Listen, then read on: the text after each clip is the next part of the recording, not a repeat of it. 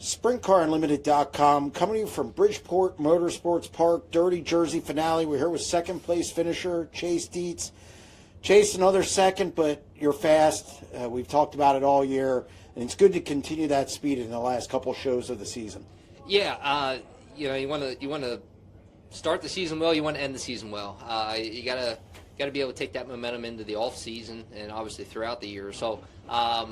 A nice finish for us. Honestly, I haven't been here too much, neither of these guys, so we had some speed out the gate, and we're able to work on it throughout the night. Nice to kind of have that dash that honestly really helped us for the feature there. So just another good run, and I felt like early I had a shot. I got to the right rear of Justin twice, and just kind of the wrong part of the track where he was kind of coming out, and I wasn't able. I should have just pitched it back underneath and at least gave myself a run, and I never did, and it hurt me. At that point I was like 2 or 3 laps. There was only 2 or 3 laps into the race, and we had 30 laps. But once we got the traffic, I could kind of hang with him a little bit there early, and maybe to about mid part of the race. But after that, he was able to maneuver a lot better than me. So held on for second. Got some good notes for when we get back here again, and. Just like I said, another good run, and great to have that late in the year here. How much experience have you picked up this year? Because you haven't traveled a ton, and you haven't seen a ton of racetracks, and you've been getting out more with Stamen Motorsports. Bridgeport's one of those places. How much has it helped you improve as a driver? A lot, honestly. Just more so because I can relate a little bit more to other places. Just for example, Bridgeport's very high banked. We don't really see that too much around here, and kind of related more to like Eldora, which if not for getting out there, we wouldn't know anything about it. So you could take a lot of that. You get to these different tracks and stuff, and kind of go back in your notes, and racing different tracks even around here more often and not being stuck at one certainly helps more yet, just because it helps you adapt a little quicker. So it's just like these guys on the road, they're going to a different track every weekend, sometimes every night, and they got to have a good base. So gathering those notes is extremely beneficial. So it's helped me tremendously, just to be able to communicate back to Tommy and the guys, and figure out what we need. And tonight was a prime example. I thought we were okay, but we needed to get better, and we were able to make the right changes and got ourselves into a spot where I felt like we could have won. So it's just all about that communication and putting it all together, and we'll continue to take that into the last race here at BAPS and into the off season. You did have a couple cracks at Justin, one on the back stretch, one on the front stretch. He shut the door pretty hard. How close was that? It was pretty tight. Honestly, it was, like I said, it was just kind of positioning on my end. I had a run off of 4 mainly, and it was putting me right next to his right rear, but for where he was running the track, he was coming out this way, and he wasn't going to see me. He probably could hear me a little bit, but I should have just kind of rolled a little bit and planned on shooting underneath him into one, and I didn't. Got a little greedy on that point, but it's how it goes. It's early in the race. You're trying to make gains while you can, and like I said, he did a nice job throughout the race. It wasn't just one there. He was able to maneuver a lot better than me, and he got away there at the end. So congrats to Justin and their team. Nice way to close the year out for them. And for us, again, we'll take those notes and bring them back whenever we get back here next year. What needs to improve with this team? You had 9 wins so far. You got another race at BAPS yet. A lot of second place finishes, a lot of top 5s. What needs to improve for this team next year to kind of even have a better sophomore season with Stamen Motorsports? Like the beginning of this year, for all of us kind of getting accumulated to each other, I feel like the team's there, the chemistry's there, at that rate, just kind of figuring out what we like, what we need. I feel like we've gotten to that point here at the end of the season, just from cars, motors, where we, as far as getting a package at each track, things like that. It's not like we haven't had speed everywhere, but it's just keeping our consistency even better, even throughout the nights at our local stuff. So it's just a matter of kind of tightening that window a little bit here over the off season. I need to get better at making some of those decisions on the racetrack, like I was just explaining here tonight. So, look, the more experience and more time you have with each other, the better we're going to be. So there's no reason we can't do more next year. We just keep working on it. Simple as that. Well, congratulations on another solid run. Thank you.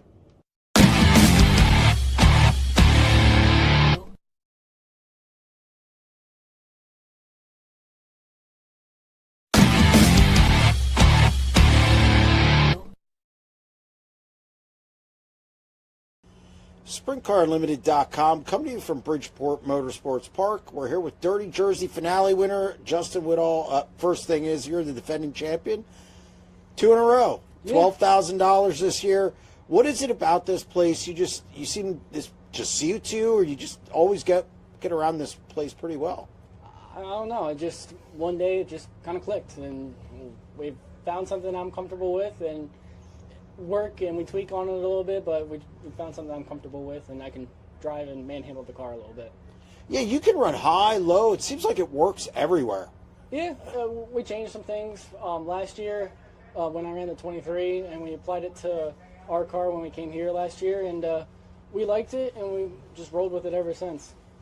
Now, you got out front, and Chase was on you, coming out of 4 and out of 2, twice on the back, once on the back stretch, one on the front stretch. Did you guys touch? Because it was pretty close. Early on, I think it was like the second lap, we touched. I didn't know he was there. I'm sorry for that.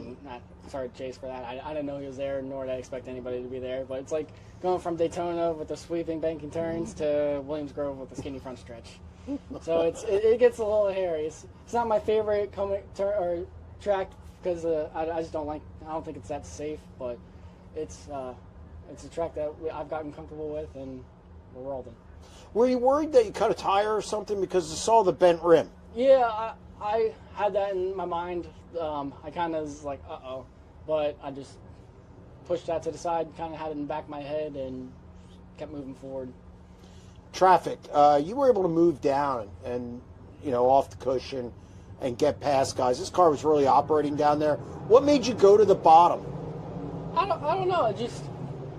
I saw early on in the night Danny rolled the bottom, warming up for the heat race, and I kind of kept that in my mind, thinking that it would be there, and I know they did track work, and I know the water did, and I know there would be some bite. I just didn't know how long it would last, and it lasted pretty much the majority of the race, and I felt comfortable in there. I can drive her in there and hard and get on the brakes a little bit and get out of the throttle and just keep myself pointed and rolling. Non-stop. Were you waiting for the caution there? Yeah, I was waiting for a caution, but I didn't want a caution because I didn't know where anybody was, because I knew the 39M, the 48, the 12, and the 23 were all going to pounce on the chance they could get. And, I mean, yeah, it's good. I like to race with them, but I'd rather win and check out. $12,000. Is that the biggest win of your career? Yes. Last year was the biggest win, and now this year. What has changed this year? Again, just keep improving a little bit year after year. You were injured last year, obviously had the concussion, came back. You were really good there toward the end, won here, and then you come back this year, same thing, just steady improvement. What have you worked on to improve this much to where you're a factor nights where you show up in the pit area? Honestly, we're sticking the same stuff we did last year. I mean, I'm kind of mellowing out, being aggressive when I can, but just Brandon and I are clicking. I'm a little hard on myself, but I'm calming down on that. So it's definitely been an improvement. People are noticing, so it's good. You're starting to get like little ride offers and whatnot. People calling you. I mean, would you ever leave your own deal? Is that something you want to do? Yeah, I'd leave my own deal. I mean, it's a little stressful with my dad with his health situation going on right now, and it's stressful for him and my family, but I'm grateful for them. But yeah, I'd leave, go on the road, or drive for somebody else in Pennsylvania. Because you're a professional driver now. Yeah, I made that decision about midway this year to become a professional driver. So next year, what's the plan? No clue yet. No clue. No number of races or no. Open to all options? Options are all open. Just sitting down, talking, running the books with the parents or other people. All right. Well, congratulations on another win. Thank you.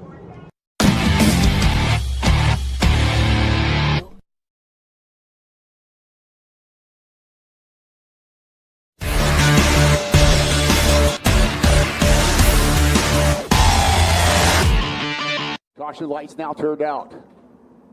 Deetsz and Whittle, two of the fastest drivers here tonight, up there in the number 1 row.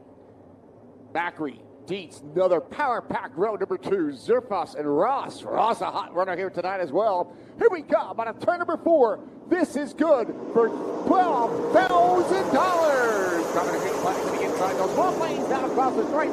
Whittle pulls off to the inside. Whittle trying to do a repeat march down the back straightaway, but here comes Deetsz to the wild side. Into the turn, we got a slider already and a new leader out of the turn. We could have another new leader. Whittle battling Chase Deetsz and Lance Deetsz. Deetsz way up for the rim shot this time. Powers on a turn number 2 and down the back straightaway. Wow, he trying to get by Whittle. Not quite enough room. Heading into the turn, it's a 2-car race up front. Here comes Deetsz. Whoa, Deetsz runs out of real estate. Whittle moved over, blocking him off. Deetsz remains third. At this point, Deetsz don't even know there's an inside lane to the Bridgeport Motorsports Park. Working lap after lap up on the outside. Now he found the inside lane coming out of turn number 4. Whittle says, "What? Well, you don't." Here comes Macri joining the action. Macri now moving in on Lance Deetsz, looking for position number 3 in this 30-lap Dirty Jersey finale for 2025. Working out of the turn, Justin Whittle's got the lead. Whittle and Deetsz 1 and 2 then. Deetsz back there, spot number 3. Macri up there in the number 4 spot. Ross is running in 5. Ross under the 5-car, 5 spot as he works on a turn for 2 and down the back straightaway. Justin Whittle down the back straightaway. Whittle now coming up on some more lap cars heading into the turn. We're into the halfway point of tonight's feature. Whittle down to the inside, going by Stevie Smith Jr. Right to work down across the home straightaway this time. Now, Macri's got to work his way back up there. Spot number 3 as they travel down the back straightaway. It's still Whittle in the middle of lap traffic. Justin Whittle now with some heavier lap traffic working out of turn number 4 down the straightaway. Chase Deetz trying to catch him. Meanwhile, Lance Deetz is battling with Anthony Macri, and Macri will make the move to the outside lane and work around Deetz, grabbing third out of turn 2. Macri waves as he went by him and tried to pick up the number 3 spot. Here is Whittle down across the stripe. He's still second. They got Cena's back there in spot number 3. He's a lap car. Now separate 2 cars from spot number 3. That's where Macri's going home right now as they travel down the backstretch. Yeah, Anthony Macri now pulling away after picking up position number 3 from Lance Deetz. Can Macri catch the top 2? Time is winding down. We're already 20 laps into tonight. 30-lap A-main. 2/3 the way home to a $12,000 paycheck tonight.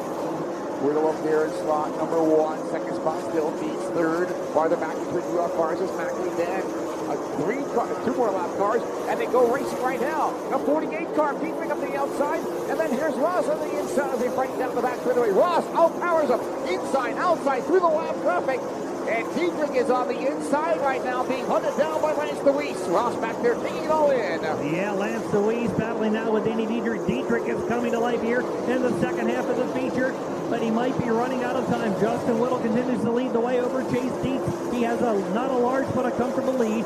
Dietrich now, after getting by Deetz, moving in now to challenge for the next position. He's held the lead since the drop of the green flag, but boy, has he done a lot of passing in the act right now. 25 laps have now been recorded in history, and the leader is still Justin Whittle. Does not quite know where second place driver is. That's Chase Deetz in the number 3 F car. Then Macri rides into the number 3 car down the back straightaway. They fight through lap traffic for spot number 4. Fourth place is the 12 car Lance Deetz. Deetz is back there. Dietrich now takes over spot number 4. Deetz is 5th. Ross is 6th. 7th is Zerfas. As they cross the line, Thomas went back there in spot number 8. Meanwhile, leader just 2 cars behind. That is Justin Whittle. White flag coming out. Whittle's way up on the outside of the speedway. Down the back straightaway. 29 laps and a half has been scored. Ladies and gentlemen, $12,000. Make it payable to Justin Whittle. All right, back-to-back Dirty Jersey finale championship wins here at the Bridgeport Motorsports Park. Justin Whittle climbing from the office right now. A quick run, a challenge run because of lap traffic. He did it at the checkered flag, and he'll climb up on the patio roof with woof woof in hand.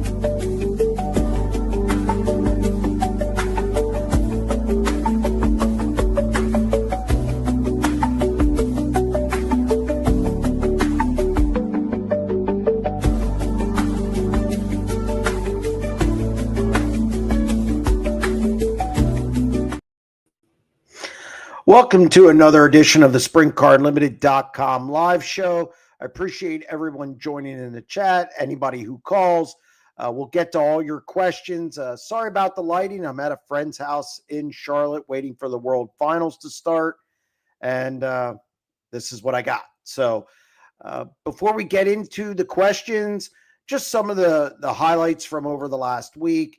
Obviously, at the top of the list, I think from a news standpoint, is the 2026 high limit racing schedule has been released, and it's pretty interesting. You know, a lot of there's 8 new dates. There's 8 tracks off the schedule, which is different than the 14 and 14 in 2025, meaning 14 on, 14 off. Also, not going to California early in the season. Think that's pretty interesting and probably a little bit of an indictment on the state of sprint car racing in California. Those early season dates didn't work. I think one of the most significant things to me is that July show at Port Royal, 25th and 26th, Saturday and Sunday. I talked about it on the 90 at 9. I can't talk today. On the 90 at 9, and it just, man, in 2027, if the Nationals move back to where they normally are, and it just kind of jams things up there with the Summer Nationals moving to back a week this year, if you try and move it back, it might not be, that date might not be empty. So a lot of things to hit on in the high limit schedule. Also, moving to on the track, we have World Finals this week. I know a lot of people kind of poo-poo this event because of what it pays. They are up to $25,000 on Saturday night, but a lot of people show up. It's a good event to kind of close the year.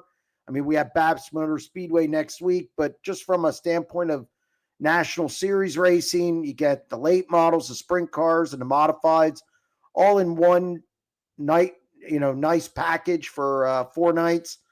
And it's a good ending to the season. Obviously, track conditions are a big part of it. David Gravel, Buddy Kofoid isn't catching him. No chance. This is a coronation. It's not a point battle at this point.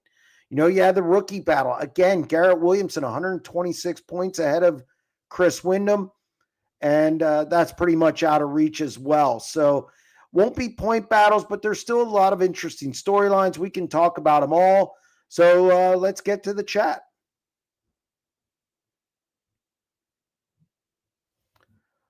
All right. High limit only having one night at Lernerville was a big surprise. Does that leave room for the Outlaws to get a show there? I am very doubtful. Very doubtful. I don't see that happening. And at this point, the Outlaws have a problem because what are they going to do with the Dennis Roth Classic? Normally, at that time of year, which would be September, they're on the West Coast because obviously, again, got pushed back because of high limit being out there. So I don't see the Outlaws returning to Lernerville, and nor do I think they probably want to return to Lernerville. High limit schedule showing all these 2 and 3 day shows with guys being locked in for night 2. Not in favor of it when you're points racing. All nights should be separate nights. Your opinion? The old Outlaws used to be like that all the time. They locked in the top 4 guys on prelim nights for the finale. I think a lot of people forget that because it was so long ago, but they did that for years where they locked guys in for the second night of a 2-day show. So I have no problem with it. I'm good with it either way. It's not a hill that I really would die on either way. It doesn't bother me at all because I've seen it.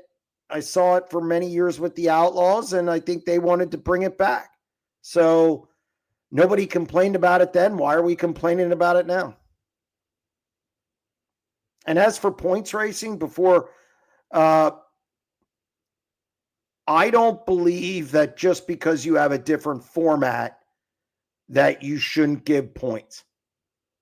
Now, I'm not Kings Royal, obviously.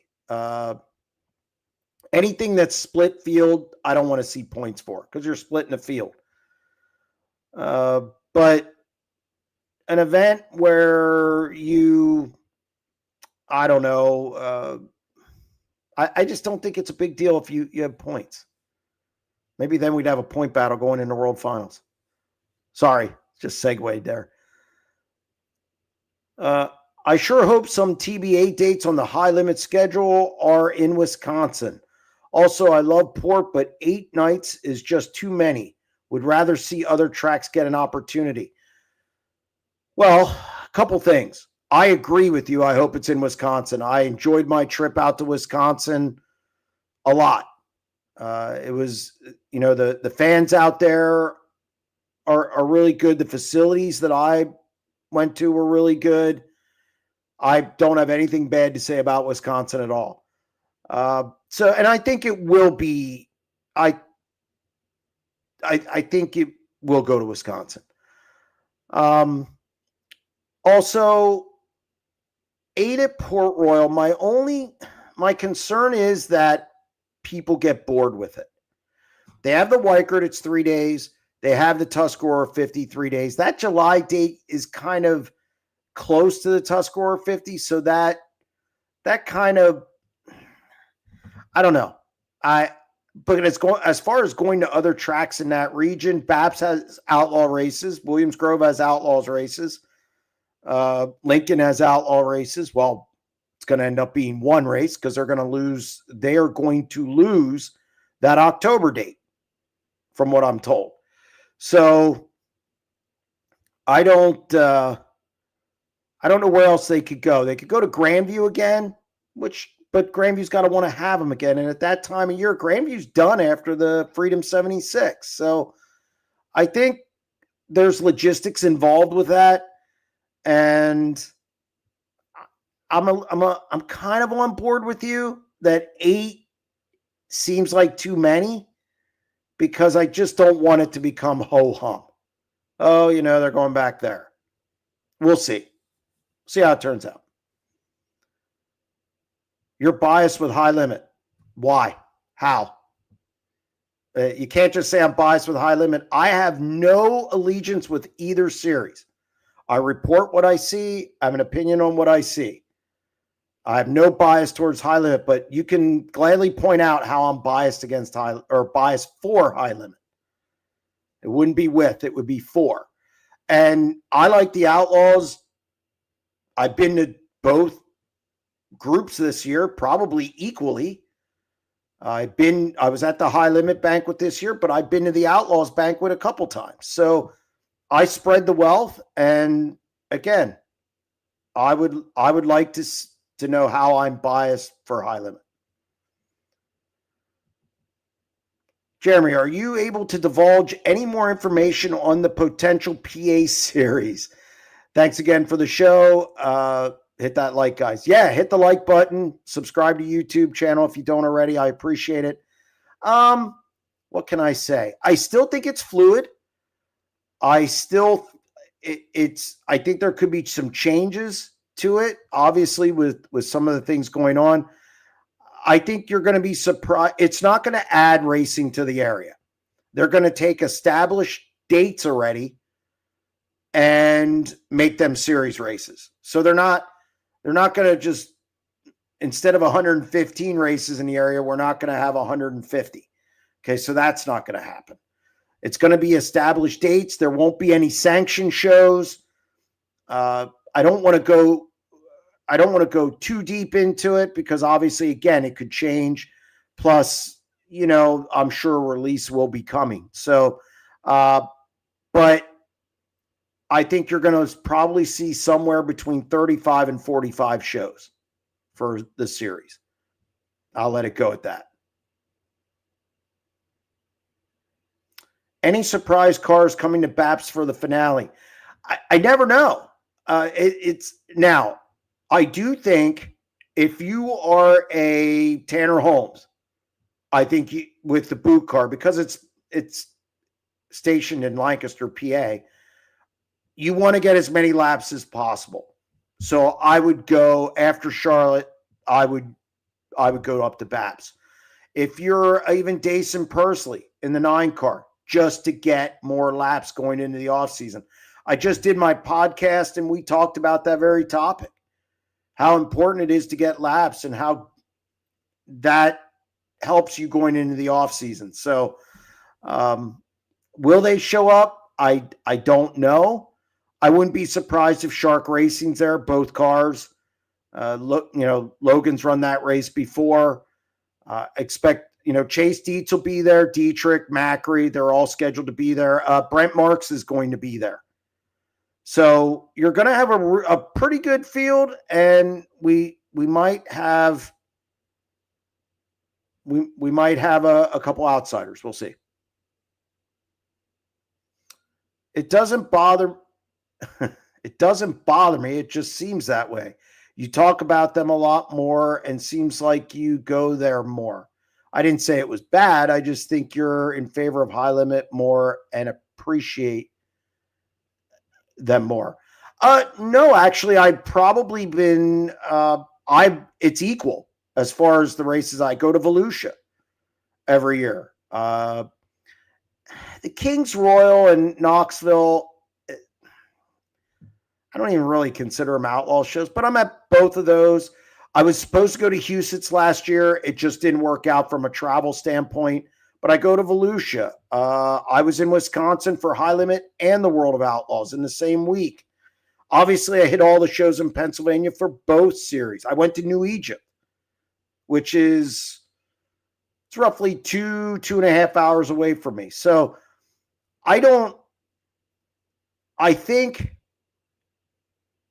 here's the problem. I haven't been too critical of High Limit this year because they cleaned up some things from the last 2 years. I was highly critical of them the first year when they did that deal at Tri-City where Larson pulled over. I was critical when they scheduled against Williams Grove they added that extra night to the Weicker Memorial. I still don't like it. And Brad and I have discussed it. And he said, I heard you didn't like it. No, I didn't. And I don't. But I also think they're doing a lot of good things. The World of Outlaws.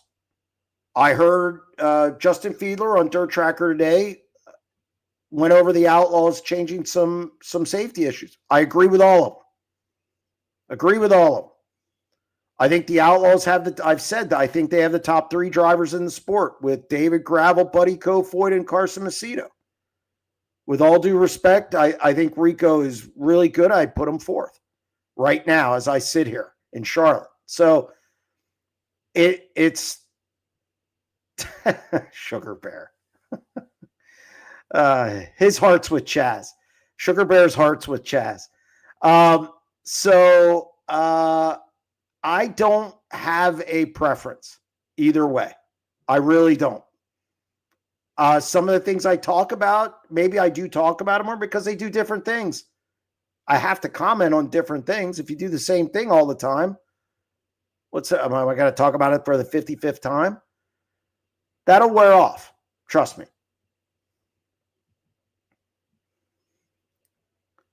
Any word who the new crew chief on the 9 car is? Yeah. I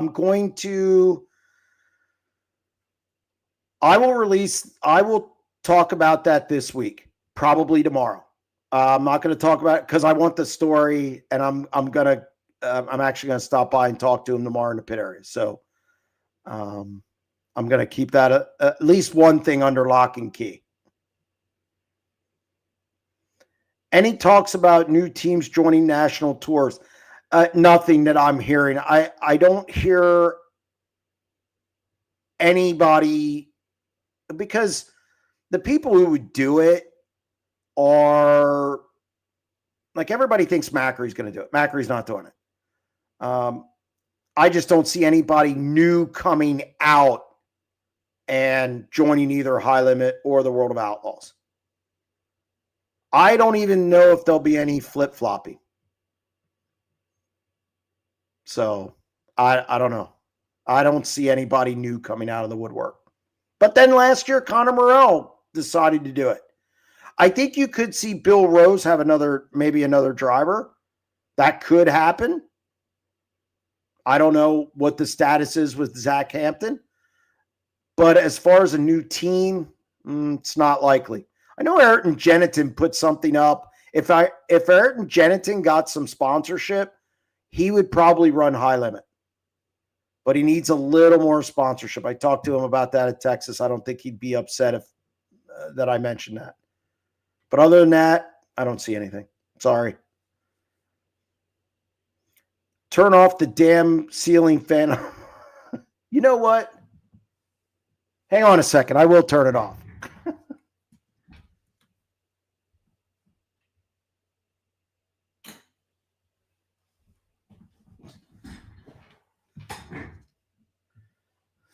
Sorry about that. Again, I'm not in my usual spot. It's going to just take a couple minutes to slow down. So, all right. Sorry about that. Dave on line 1. Dave, how are you? Hey, Jeremy, how you doing? I'm doing okay now that the ceiling fan's turned off. I'm a little warm, though. I think Tanner Holmes going to the boat ride's a good move. I had my radar on him 5 years ago before anybody really knew who he was. Got to hang out with him the first time they came up there to Attica. They're all, his whole family, they're just real good people, and I think that's a good move. He brings a lot of new eyes to the sport, especially the young kids and stuff. He's got the longest lines they are there for autographs and stuff. I think that's a real good move. Look, I'm okay. I'm okay that they hired him because now there's two sides to this. There's the people who think Tanner's just a YouTube guy, and then there's other people who like him and support him a lot and think he's a good race car driver. So now we're going to see. And what I like about the move is forget the YouTube, forget the eyes, forget all the stuff that doesn't. If he's got to perform. And if he doesn't perform, none of that other stuff's going to matter. So at the end of the day, now we get to see how well he does. And I'm interested. It's one of the storylines for me. It's one of the storylines going into next season for High Limit. You know, how well does Tanner Holmes perform in the boot car? So all the eyes and all the popularity in the look, that's great. But at some point you got to perform. He had a decent year, won a couple races, started out pretty quick on the West Coast. He had some top fives. I said in a 90 at 9 that I think he's progressed to where this was the next step. But now he's got to deliver. And the best part is we get to see it. We get to see if he delivers on the national stage. Yeah, you said you wanted to see the whole picture. It's time to put up or shut up now. Yeah, I mean, yep. This is. You were talking about the outlawed rule changes there today. Yeah. The one there where they're making the change with the driver's side panels. Yes. You know how them guys have those panels real high on the driver's side. I guess they're going to lower them down a little bit. I've been saying that was a bad deal on escaping and stuff. That's what do you think about those panels? Yeah, I mean, look, nobody wants to see these guys get hurt. And sometimes you have to protect guys from themselves. And it's not going to hurt anything to make this rule. It's not, everybody has to abide by it. So yeah, I'm good with it. I'm good with this rule. I'm good with most of the rules. I know there's been some blowback on the points of the 6-point deal on the fuel cell, but you can't. I see both sides to it. A driver doesn't want it staying with them, but you can't have it flying off into the stands either. So, look, I'm all for anything that has to do with safety. Yeah. So, well, that's about all I got. Are you going to the Charlotte race in person? I'm down here now. Get a better track than what they've had in the last few days. Boy, that's it's been a hot topic. The track was awful last week. They couldn't have even run hot laps around that place for sprint cars. So yeah, Yeah. So, all right, Dave. All right. Thank you, sir. Good Yep. show. I appreciate you calling in. Bye-bye. Bye-bye. High limit schedule is not good. Prove me wrong. Well, you're saying it's not good, so tell me why. What's wrong with it? I have very few concerns. State line's a concern because of the surface a little bit. It still allows their drivers to run the big shows, which is fine. They have more 3-day shows, which is what drivers want. This is something I talked to Kerry Madsen about back in 2015, 2016, when he was with Caneric. You know, the drivers have been clamoring for 3-day shows where they don't have to travel between events. So you're giving the drivers what they want. It's still 62 races as of now. 4 TBAs, it'll be 66. I don't want them to get to 70 because that's not what high limit is. So as long as they don't go higher, I'm good with it. I don't know what the problem is. And again, even the tough stretch in September where they have to drive from Port Royal or when they have to drive from Skagit to Port Royal, they're going to run for 100,000, 126,000, and 59,000 in 3 weeks. How's that bad? How's that bad? I don't know what is really bad about it. I know some people have a couple problems that Path Valley's not on it, but I can tell you exactly why Path Valley's not on it. So if anybody asks, I'll be glad to tell them. So again, I don't know what's bad about it. Now, is it sexy? Is it like, does it have 25 new tracks on it? No, but I think they're kind of playing this game too, where they need to find what works for them. The Outlaws have been doing that. 1978 they started. They've had all this practice. High Limit's got to work at that. And you saw it last year. Florence didn't make the cut. You know, Utica Rome didn't make the cut. You know, Tri-City didn't make the cut. You know, they didn't do well. So it's trial and error. There's some new ones on, and they took obviously Kern and Paris off because they were at the beginning of the year. So I don't know. I think they're willing to adjust. I think that's a good thing too. So I don't think it's the best schedule I've ever seen, but it's certainly not bad. I think there's some Shelby County's one that I'm interested to see. They have a 2-day Kokomo race, which everybody's in favor of. I don't know what's wrong with it. What? Didn't make money. Yeah, it was jammed, but that's 1,500 to 2,000 people. The problem is people don't think about the economics. These national touring races are about $100,000 to host them. You add the purse, you add all the advertising, you add all the things you have to do for it, the sanction fees, all that. You've got to have probably around 3,000 people to make it make sense. Path Valley was jammed, but it only holds 1,500, maybe 2,000. Maybe. And that's being very generous. So it didn't make money. You can't expect them to go back to a place that doesn't make money.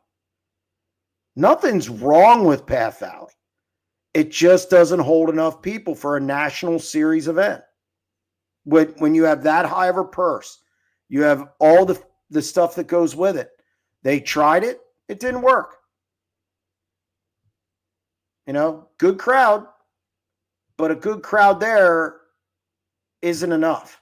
It's good enough for, like, say, Speed Week, because the purse is roughly $38,000, not $68,000 or $70,000.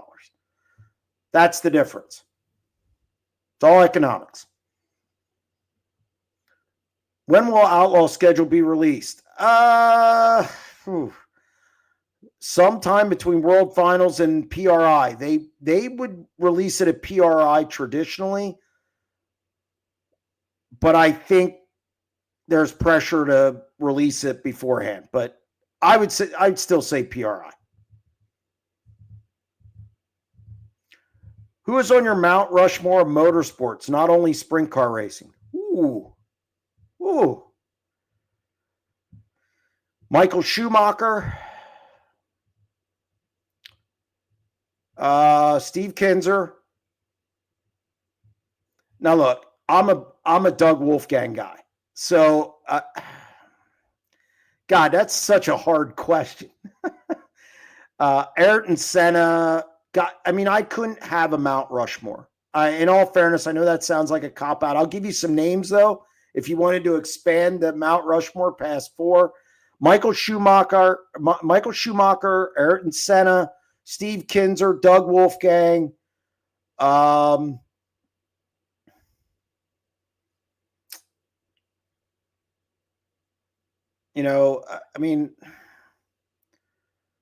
have to put Dale Earnhardt on there.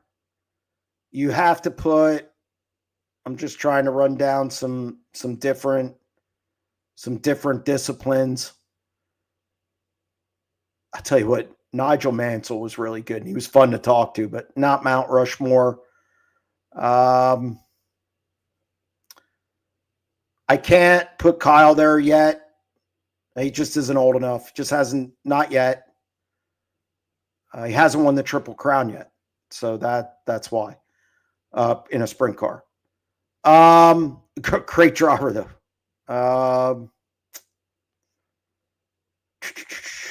That's what I got right now, just off the top of my head. AJ Foyt, yes. I was a big Michael Andretti guy, but he never won the Indianapolis 500, so that's a problem. Lewis Hamilton, obviously you can't. A guy like Lewis Hamilton, who's done as much as he's done, he would have to be on it. That's about where I'm at with it. Jim from Buffalo, live from the elderly care facility. Jim, how are you? Yeah, Jeremy, I just got done eating my pudding, so it's between periods of the Sabres game. Wow.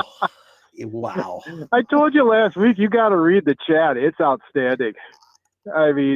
I saw some of it. God. I have kind of my right eye just looking at it a little bit, and maybe I'll tell Eric to put something up once in a while. But that's fine. It's whatever. I can handle anything at this point. Yeah. Okay, Mr. High Limit. Yeah, I don't know. And then when I criticize him, it's crickets. Oh no, it's not. Not for me. Jesus. But anyways, since you just brought it up, it's Fangio, Mario, Kinzer, and AJ. That's the 4. No, so that's your my 4 at least. That's your 4. Yeah, that's my 4. Yeah, so, I don't. whatever. Can't do just 4. I probably couldn't do that. Yeah, that and Jerry Jones thinks he's a great general manager. Awful general manager. Awful. Hey, congratulations to Justin Whittle on a fine win this weekend. Yeah, it's coming along. A great race. He's coming along. Yep. He improves a little bit every year, and that's what I like to see. He's not leveling off. He's more consistent. He's winning more. Yeah, I think Justin Whittle, now he's a professional sprint car driver. That's all he does. So, yeah, I think Justin Whittle is going to be a fixture in Central Pennsylvania. Yeah, he's getting better and better, and especially coming back from that nasty wreck he had, was that last year or the year before? Glad to see he's up on the wheel and doing well. Sure. Yeah, no, he looks good. As long as he can stay away from the concussions. Yeah, I agree. But, hey, you mentioned something about a cooperation or possible cooperation with a couple tracks there in PA. You think maybe that'll be affected by, well, let's say Brian Carter's been known to hold a grudge sometimes. You see anything with that? The one thing about Central Pennsylvania, and it's interesting you brought this up, because I've hit on it couple times, but you really have to be listening. Central Pennsylvania is big enough and has enough influence that they can do what they want. And we saw that with the Hoosier Tire Jet. There, when that all came about years ago, the Outlaws were going to go American Racer / McCreary, whatever you wanted to call it. And Central Pennsylvania, along with Eldora and Knoxville, said, we're going Hoosier, and the Outlaws buckled. So it was the only time that's ever happened that I can remember. And since then, it's the only time it's happened. So I don't think Carter is going to be able to muscle or hold something over the entire region because there's too many personalities. Here's the thing with the guys who own the tracks in Central Pennsylvania. They all have money. Okay, they all have money. So when you have money, you can basically call your own shots, so to speak. So not saying they won't listen to him, not saying they won't listen to him, not saying he can't get him to do something or get the Grove to do something, but I don't think they're not going to do something, cut their nose off to spite their face is the old saying. So they're not going to do that. All right. Just one more thing. You see any surprises on the Outlaw schedule since you get that highly coveted spy list ahead of time? I believe it or not, I usually don't get it until Wednesday of World Finals. I know of a couple dates, and as of now, no, but check back with me next Tuesday because not that I'm going to release anything because I'm not going to take their thunder away, so to speak. That's really not my job. But it'll be interesting to see. I'll be interested to see because there's going to be some dates moving around. There's some traditional dates moving around. That I do know. I got you. So enjoyed your thing about the ticket prices being slightly out of whack, but I understand why they're high. You got to pay the purse and you got to pay your people working there. But as always, have a good week. Enjoy the show and go Bills. Hey, the Bills look good the other day. So yes, sir. Thanks a lot, Jim. Alrighty, bye-bye. Appreciate it. Okay. Do you think that having another Crown date or having a mini 4 Crown at Port Royal would be a good deal for an Eastern Storm finale? Ooh, there's a lot to unpack there. At some point, I think you can have too much. And one of my concerns about Central Pennsylvania, and I will talk about it more in the coming weeks, I'll touch on it now. I said something about ticket prices. Every national series visits Central Pennsylvania. Okay, USAC, All-Stars isn't national, but you got USAC, you got World of Outlaws, and you got High Limit. And they're not there just once, okay, for one show in and out. And then if you're going to have a series, and if you're going to have these other dates, people only have so much money. So my concern about just keep adding and adding and adding and adding is that eventually Central Penn fans aren't going to be able to afford it. And so I think we're at that threshold now in Central PA. And that's the richest area by far. The richest area. So I think there's some issues there. Donald, line 3. What do you got for me? Hello. Hello. Hey, how are you? Evening, Jeremy. Good. You kind of hit on what I was going to say with the expense. And does the racetracks or the sanctioning bodies even think about the amount of money a fan needs to see all these shows? Now, you've hit upon it. And, I can only do it for myself and what the pocketbook will afford. You know, boy, I would love to tell you that they think about it all the time as much as they do anything with their series. I think it's a consideration. I think they don't want too many because I've heard this oversaturation. I've heard the Outlaws say it, and I've heard High Limit say it about Central PA. So I do, and really that's the only area where they go a ton. I mean, you're looking at next year 16 sanctioned shows there with just the Outlaws and High Limit. Then you're going to add Eastern Storm. Then you're going to have a couple All-Star shows. Then you're going to have Speed Week. So Central Pennsylvania is a very unique area. I think that they consider it when it comes to oversaturation. However, I think if they can get a date that they want, they're going to take the date regardless and at least try it. So while I do think it's a consideration to the national series, I don't think it is the end-all be-all on whether they take a date or not in the region. Yeah, see, me as a fan, and when they advertise what a race is going to pay, okay, I could care less.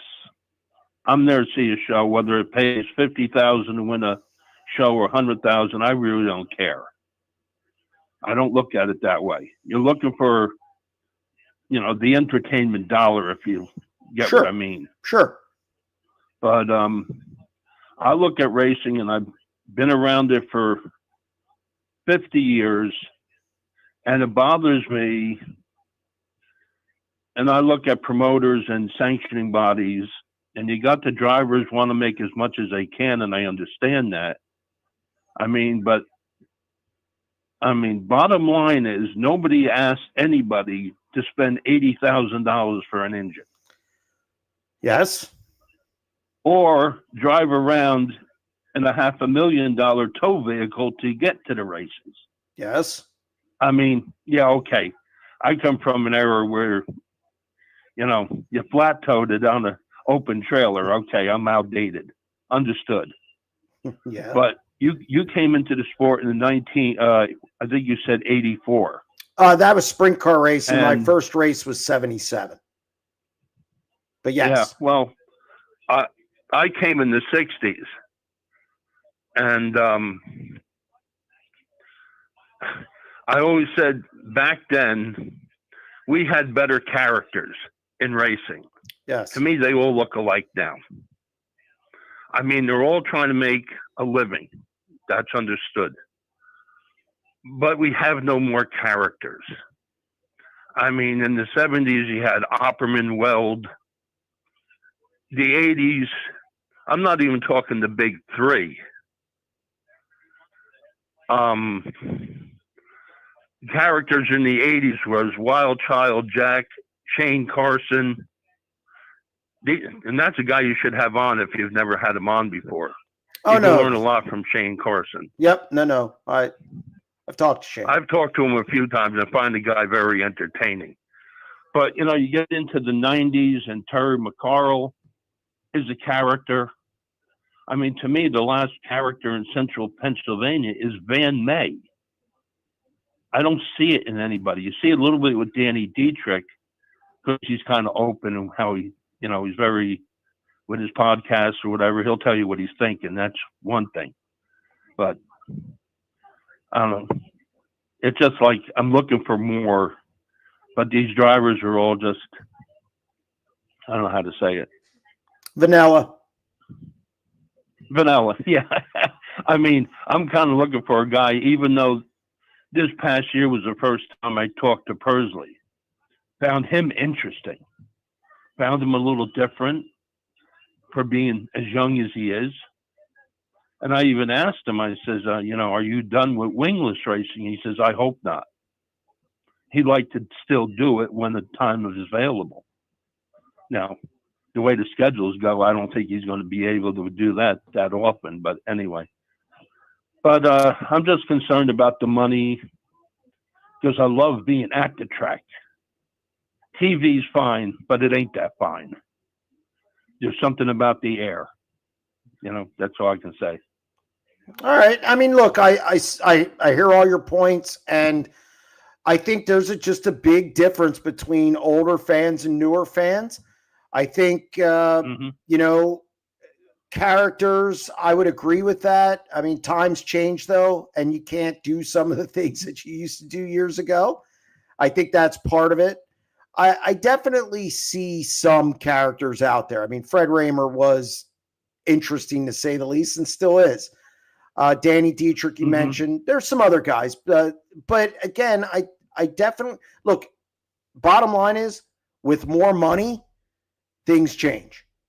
Money changes things, and I just think we're in a position now where it's going to keep getting bigger from a money standpoint, and that's going to make guys be how there is. So, yeah, I would agree with you on that. And the ticket prices, it's something we need to be wary of because I think we're maxed out, but we'll see. We'll see how it develops.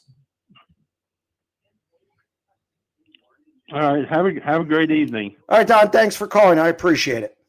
All right. Bye-bye now. Have a good weekend. Yep. Take care. Bye-bye. Bye.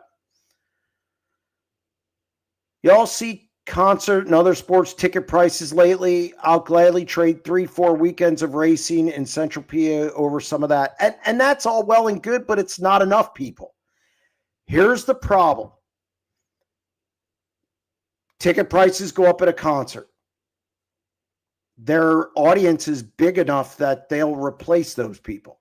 If 4,000 people say, I'm not paying to go to an NFL game, there's going to be 4,000 people who don't go, who will go now.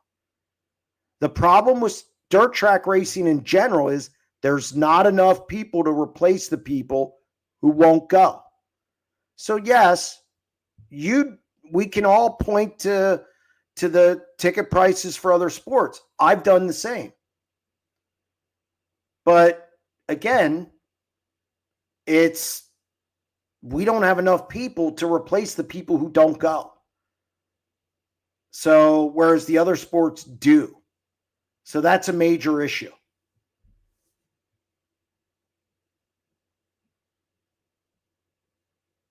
All right, what else do we got? What do you think happens to the Commonwealth Clash? Not sure. I could see it maybe getting on the All-Star schedule. It's a possibility. Or they just make it a local show. I don't know.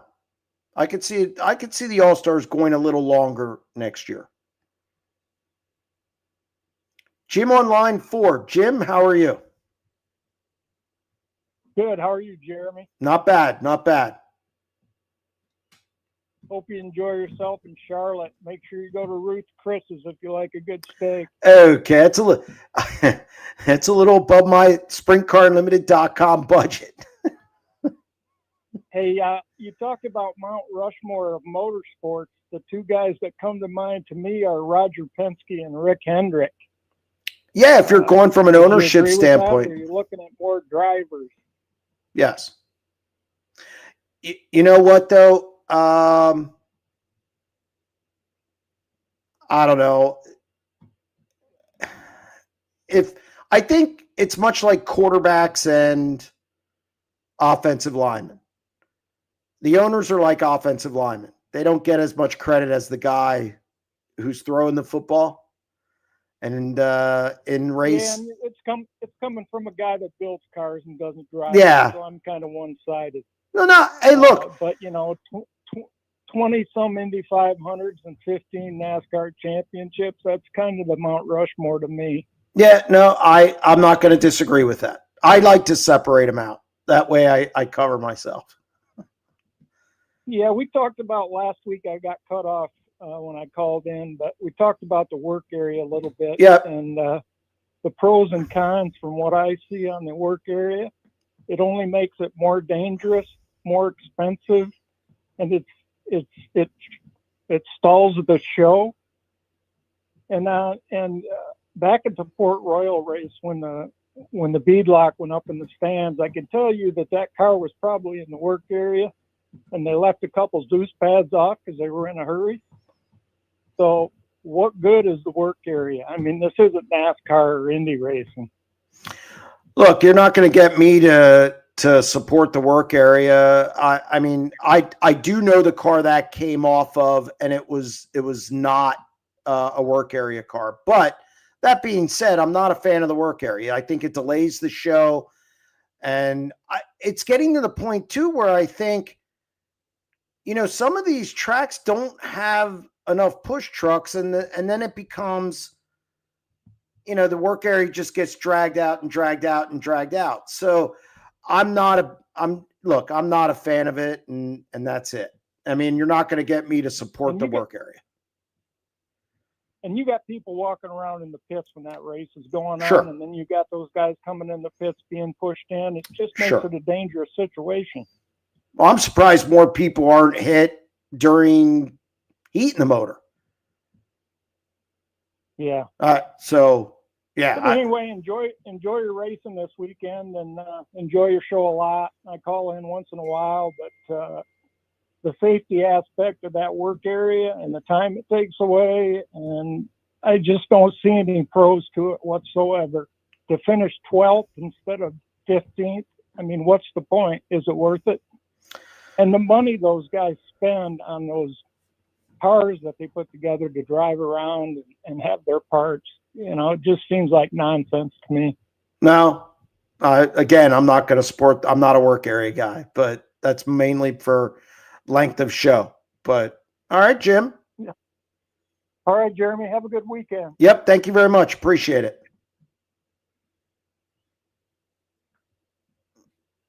All right. What do we got? So everyone needs to start getting it on and having more kids to replace the old guys to go to the races. No, I just don't think the younger generation likes to sit somewhere for 4 and 5 hours. I think there's not as many gearheads anymore as there used to be. I think there's a lot of, and I've said this numerous times. Look, I love dirt track racing. I love sprint car racing. This is what I do for a living. But to a suburban family, do they want to go to a race, a regular Joe Public who didn't grow up around it, is in their 20s? Do they want to go on a 90-degree day, sit at a racetrack and get pelted with dust? Be there till 11:30 or midnight. I mean, they just don't. There's an inherent problem, or it's going to eliminate a lot of people right out of the gate. It doesn't bother me, might not bother you, but to Joe Public, you're alienating a group of people right out of the gate just because of what it is. And then I know people who were going to sponsor a car. And I once told Chaz this. Actually, we had a discussion somewhere about it. There was a sponsor who was going to, and it was years ago, was going to put a lot of money into a car. They went and sat in a grandstand at Knoxville Raceway. And the stuff they heard in the grandstand made them not do it. They said, we don't want to be around this because of just the stuff that was flying around, the chatter, so to speak. So some people don't like that environment. They don't want to hear 14 F-bombs in a 16-word sentence. And you have kids there, and there's just a lot of variables that go into it. A lot of variables. Again, it doesn't bother me, but Joe Public, it bothers. Pete on line 5. Pete, what do you got? Oh, I was just gonna. Everyone's talking about the cost thing. Yeah. I'm gonna jump in, and I'll say I'm fortunate. I'm able to go to the races. I enjoy going to the races, and I know that they can't all be in your backyard. But what gets me is traveling to them. And for high limit at least. The closest now in 26, they're having the race at Arrowhead, which is about an hour and 10 minutes. So, I can run down there, come back that night, no big deal. But last year, or I would say this year, the closest they ever got to me was Fort Worth. And that's about a 4.5 hour drive for me, which means, a hotel and then meals and all that on top of your ticket price. If I lived in Fort Worth, it's no big deal. And then 2 years ago, same thing. They were at Fort Worth, but they were also just in the backyard here by Tulsa, which was nice. Right. But that's what gets me. I don't mind the ticket price. And again, I know they can't be in your backyard every day, but having to go 4.5, 5 hours to get to a show, I want to go see the show. I enjoy it. I want to support it, but man, that is tough. By the time you add your hotel room and your fuel and 3 or 4 meals, by the time you get down there and get home, that's kind of what wears me out. Well, and I think you bring up a good point. For Crown Jewel events, you're okay with it. If you go to Eldora, if you go to Knoxville, if you go to Houston's, you go to Skagit. You know that's what's coming. Right. It's like you plan that for the year. Right, correct. I do think there's something to what you're saying about these areas where they're not highly populated and you have to drive 4 hours to see a regular Outlaws or high limit show. And yes, that is, especially, I have found out that fans do not spend more money. They move it around. So right. I know in central Pennsylvania, somebody will give up 10 local shows to go to the King's Royal. They'll give up 10 local shows to hit 5 high limit shows or 5 World of Outlaws events. Fans aren't going to spend a ton more money. They're just going to move it around. And that's why I say it's a problem. The weekly show's dying because of that. I guess it was 2 years ago now. I don't remember for sure. They were at Salina High Banks up here by Tulsa. Yep. They raced from Fort Worth. I went to watch them in Fort Worth. Then they announced the rest of the schedule. They were in my home racetrack down by Ardmore. Cannot believe they did that. I don't know what went into that decision.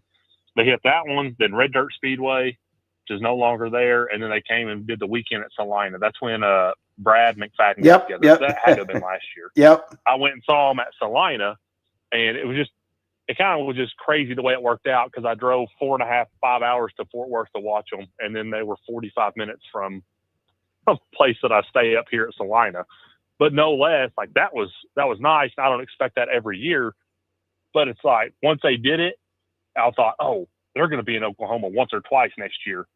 I can't wait. And then this year they don't even get close to the state. Now next year they'll be at Arrowhead. I'll be there if at all possible. That's a fantastic race. I actually drove past the racetrack this weekend, Sunday, and I told my wife, I was like, we have to come over here to a race, just a race, any race. I need to come over here and see it because this place is so nice. Yeah, I mean, it's an interesting topic. It's an interesting. It's just interesting. The travel cost, what people are willing to pay, and again, I think we're in a kind of a weird spot in this sport because, for it to grow, people got to put out more money. And sprint car racing isn't used to that. The fan base is older traditionally. I would, if I had to bet, and I like to bet every now and then. Do you? It didn't go well this weekend. But hey, I had the best. Yesterday was the best day I've had, and I couldn't tell you how long. It was straight dumb luck. It wasn't good for me. But I mean, I didn't take a bath, but neither here nor there. I would bet the average age for a sprint car fan is in the 40s, if not 50s. And I think that's right. So again, they're used to cheaper prices. They're set in their ways, just different things. So it's going to be, it's going to be interesting. It's going to be interesting. But I appreciate you calling. I guess I look forward to it. I think that the two series is not going to be the end of sprint car racing. No. Some people think so. No. I think it's going to be good. I think they are going to elevate the sport because they're going to have to compete with each other. I think it's going to be a net positive for what's going on, and I don't know. I just can't imagine there not being two for a long time. I don't think one's necessarily going to outdo the other. I think they're both going to be around. Agreed. And then on a side note, how about old Hank Davis? Yeah, how about Hank Davis? In the weekend. Yeah, how about Hank Yeah, Davis? he's from here in the backyard. Yeah, that was nice. That was cool. I know he kind of bounced around rides a little bit. He's been in that car for a little while now, and it seems to be doing well for him. I mean, we'll see. I'd like to see him. I know when he was running ASS, I liked what I saw when he was running the 2C for a while, and I'd like to see him more of him. So I'm hoping to catch more of him next year. And again, I think a series like Power Eye provides that, or those types of series. So he could be one of those guys who's a candidate. Same with the All-Stars. So we'll see. And speaking of races being local or not, Power Eye is around here pretty regular. So I mean, he's right here around Tulsa. I don't think he really went very far at all for several years. And then, people paid attention to him when he kind of shocked everybody at the Chili Bowl that year. And I think he started getting some different rides that, they got off the porch a little bit more. And now you're kind of seeing him out there now. But yeah, Power Eye could be a really great option for him. Agreed. All right, Pete, got to get back to the chat. I appreciate it, man. Have a good night. All right. Thank you, Pete. See ya. Yep. All right. Do you think sprint car racing is advantageous position when it comes to race night lengths? Woo, high limit. The world's attention span is getting shorter and shorter. F1 races getting shorter. NASCAR stages. I think high limit and the World of Outlaws do a great job getting their shows done. I think they both do. And I think that needs to be the future for your local tracks. People don't want to sit there 4 and 5 hours anymore. The younger crowd does not want to do that. And you eventually, not to sound, I'm 53, so I'm by no means young, but I don't want to sit there for 4 hours anymore. I got stuff to do,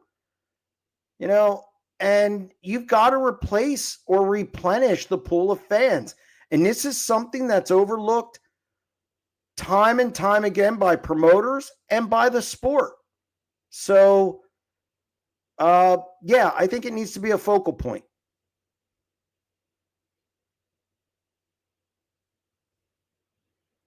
I don't know. Thanks, Chase. Appreciate it. Was really hoping High Limit would have had a race or two at Mansfield. I think Woo will. I think that's a wait and see.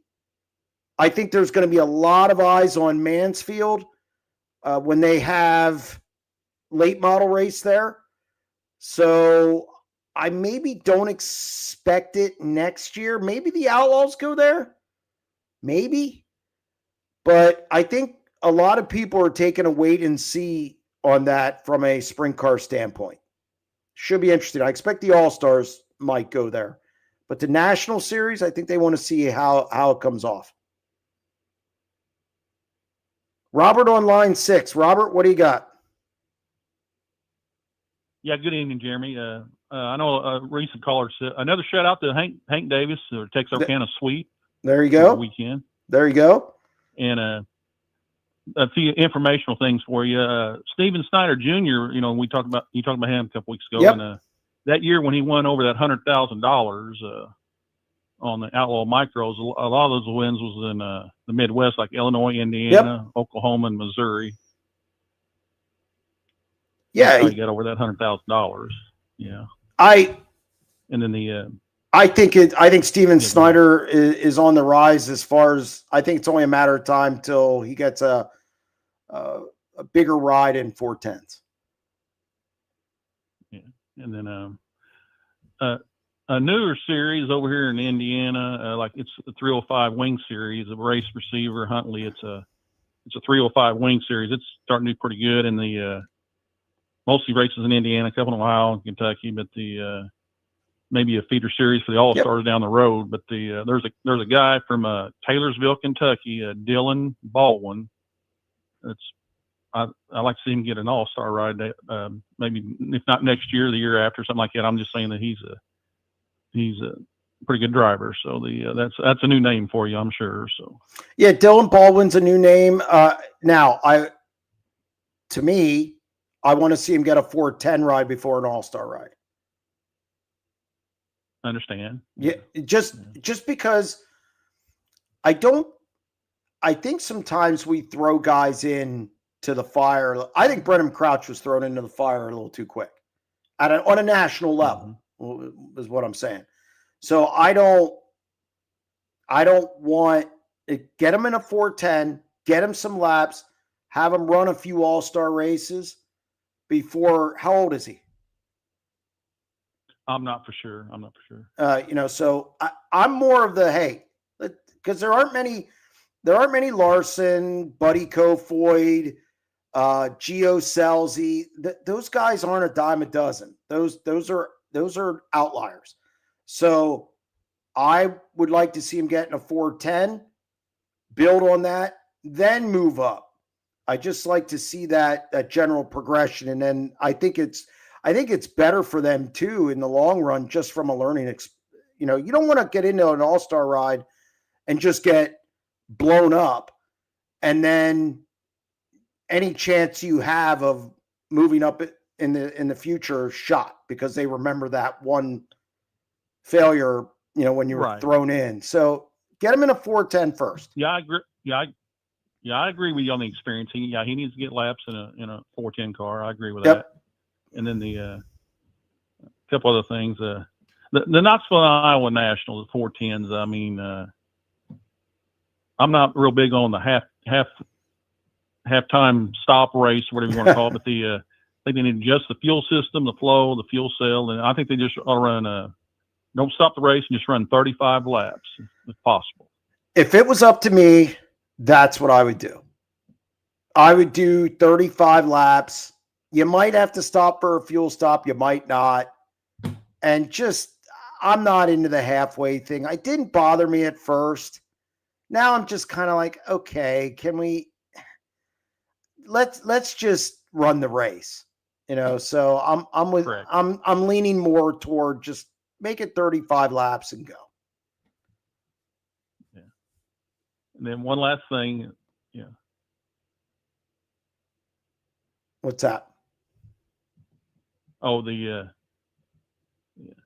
if Denny Hamlin on the front row didn't pit yesterday, he'd won the race and the championship. Yeah.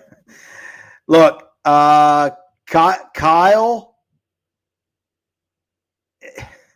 Somebody once told me Kyle had been on the front row.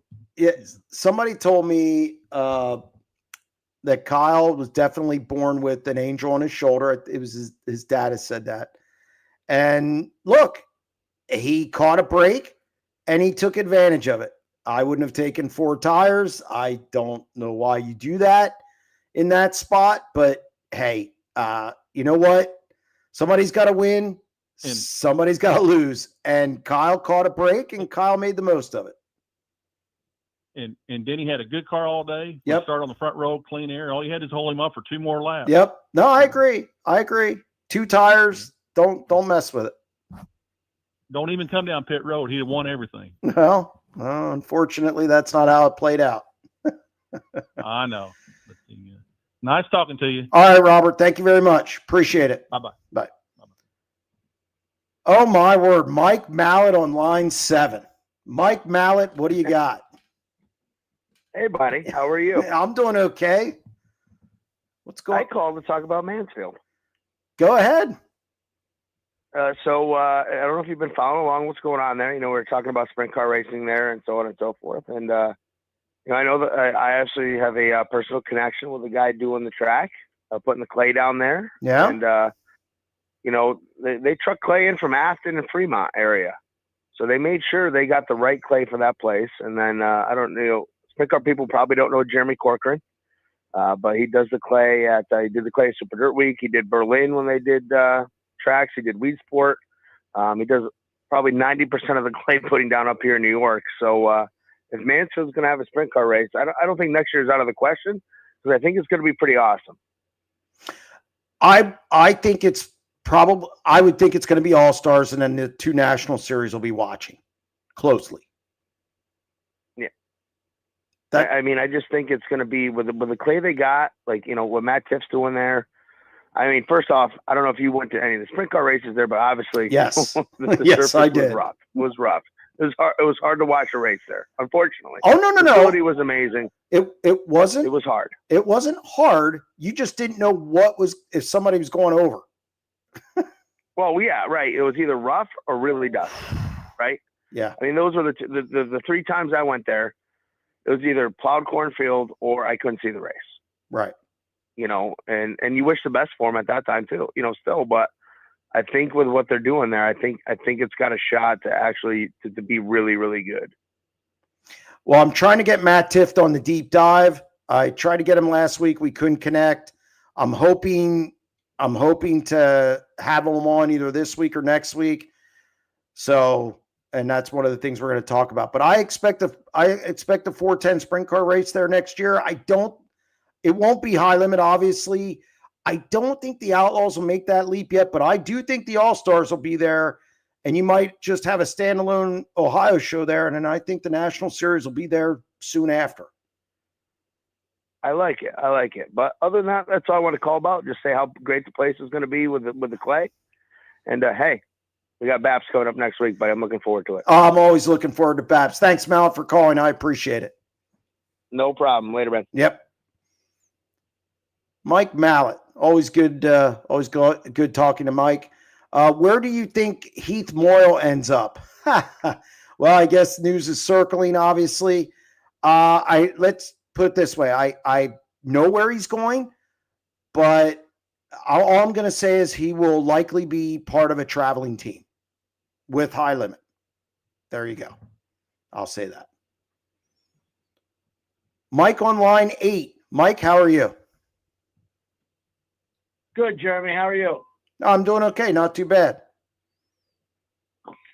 So just curious, want to talk about 2 racetracks, Bridgeport and Path Valley being left off high limit.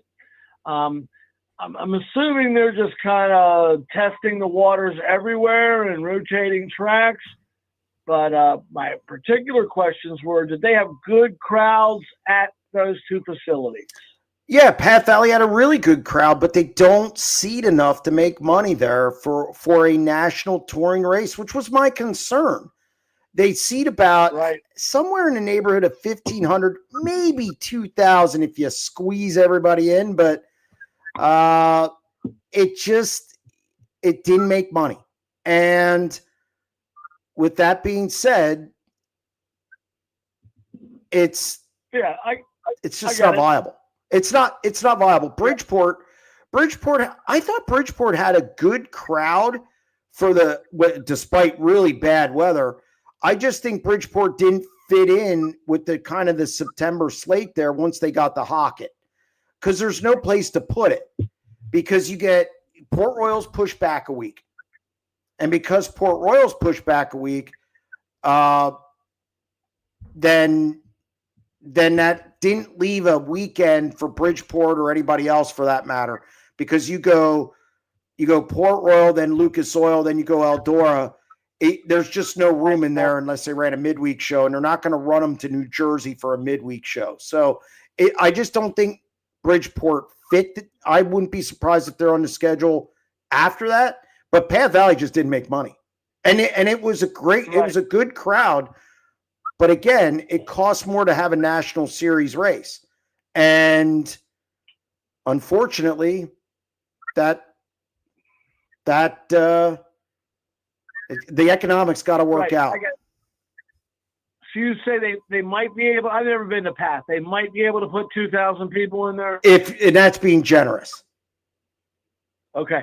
So another small track, BAPS. How many people are you getting BAPS? Oh, you're looking at about 4,500, maybe 5. They have a backstretch now. They have an infield. BAPS could definitely do it, but they have a World of Outlaws event right now. I would love to see both series at BAPS. I think BAPS is one of the fastest growing tracks in central Pennsylvania and really on the East Coast. I think Colton Gauss does a lot of good promoting there. And I'm not saying that because, is because you're a homer. Well, because you're a homer, Jeremy. Well, I get accused of being worse, but no, I do the streaming there, but I like BAPS. I think if you ask drivers in central Pennsylvania, they will tell you that BAPS is a driver's track. You can run multiple grooves there. It's the perfect size and it's a good shape. And Colton does a good job promoting it. BAPS is absolutely my favorite track. Absolutely, I think it's the best track. From many points of view, only wish they had better handicap-friendly facilities. And I'll be done on that note. Well, you might be a homer too, then, just right alongside me. So not a problem, brother. Not a problem. All right, Mike. Thank you very much. All right, let's clean out some of the chat here. What do we got? Did Sams deserve the 13 over Holmes? Probably. I understand putting both of those guys in it. That's a tough choice. Here's what I like about Danny Sams.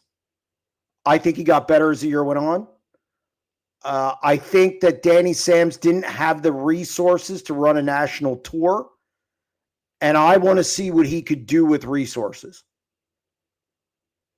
Same with Tanner Holmes. Tanner Holmes has resources, but the Tanner Holmes thing, you have one side. I mean, Tanner Holmes, nobody looks at Tanner Holmes like in the middle. You're not in the middle on him. Now, I am, because either I'm like that with most drivers, but you have one side who supports him to no end. And then you have the other side who just thinks he's popular because he's a YouTuber. Now we get to see. So did he deserve it over Tanner Holmes? Probably because he ran high limit last year. He got a win, and I know everybody's going to say rain shortened and all that. You know what? He was fast that night. He made a pass on Gio Scelzi. I think he wins that race anyway. So, again, I'm not saying Tanner Holmes didn't deserve it. I think he did. He did enough to get that ride. The 17, no. The 18, no.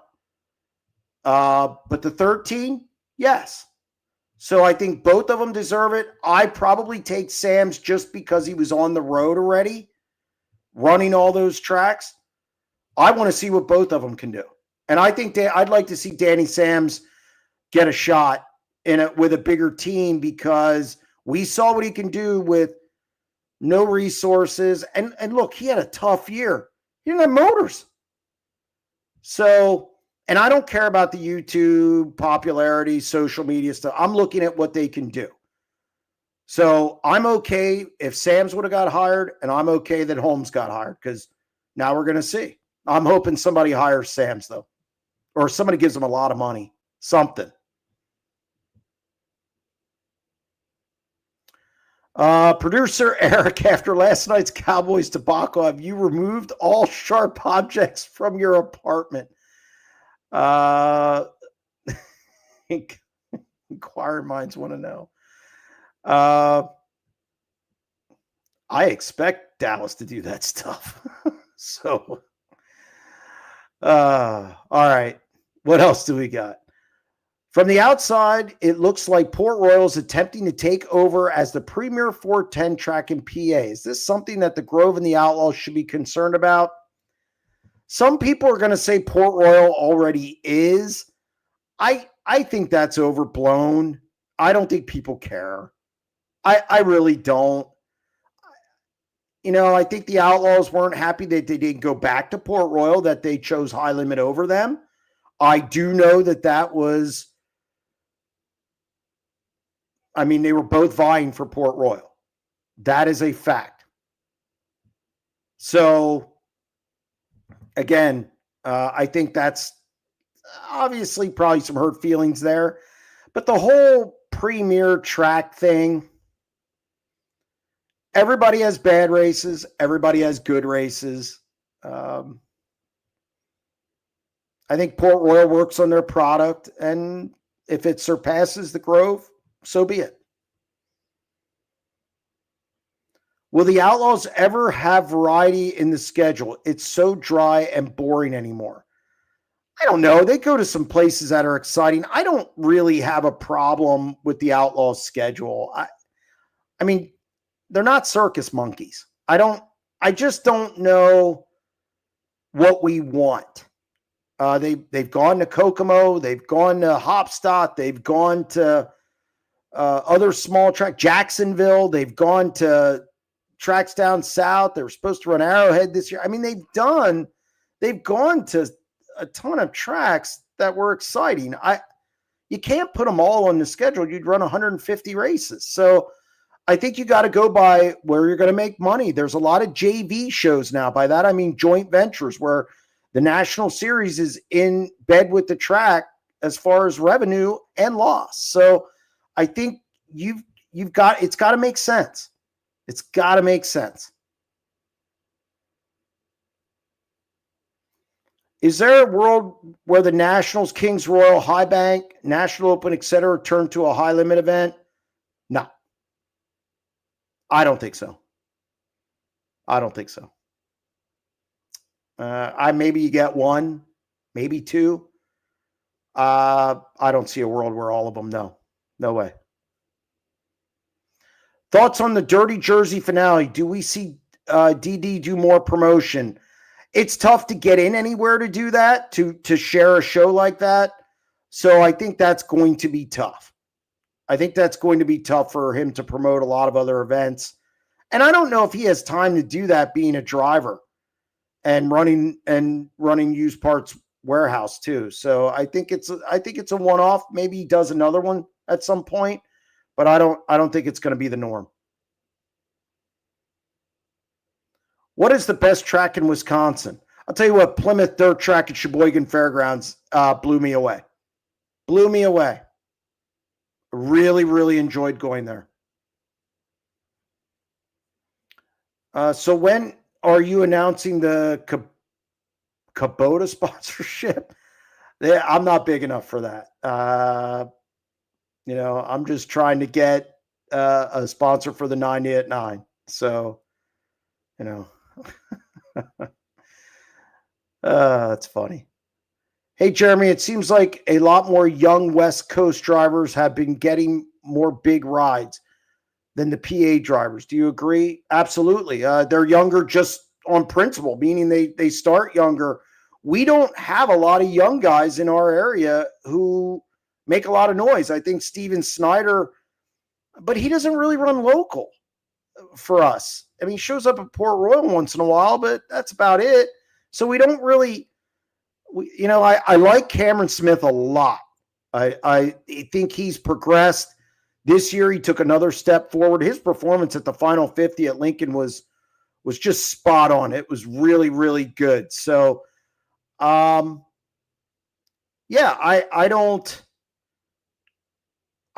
just don't start them as young. We don't have guys that are 13 years old jumping in a sprint car. We don't have a guy like Austin Wood or Jet Barnes or Jesse Schlotfield up in Washington. We just don't get that. So I think that's a big reason why that is.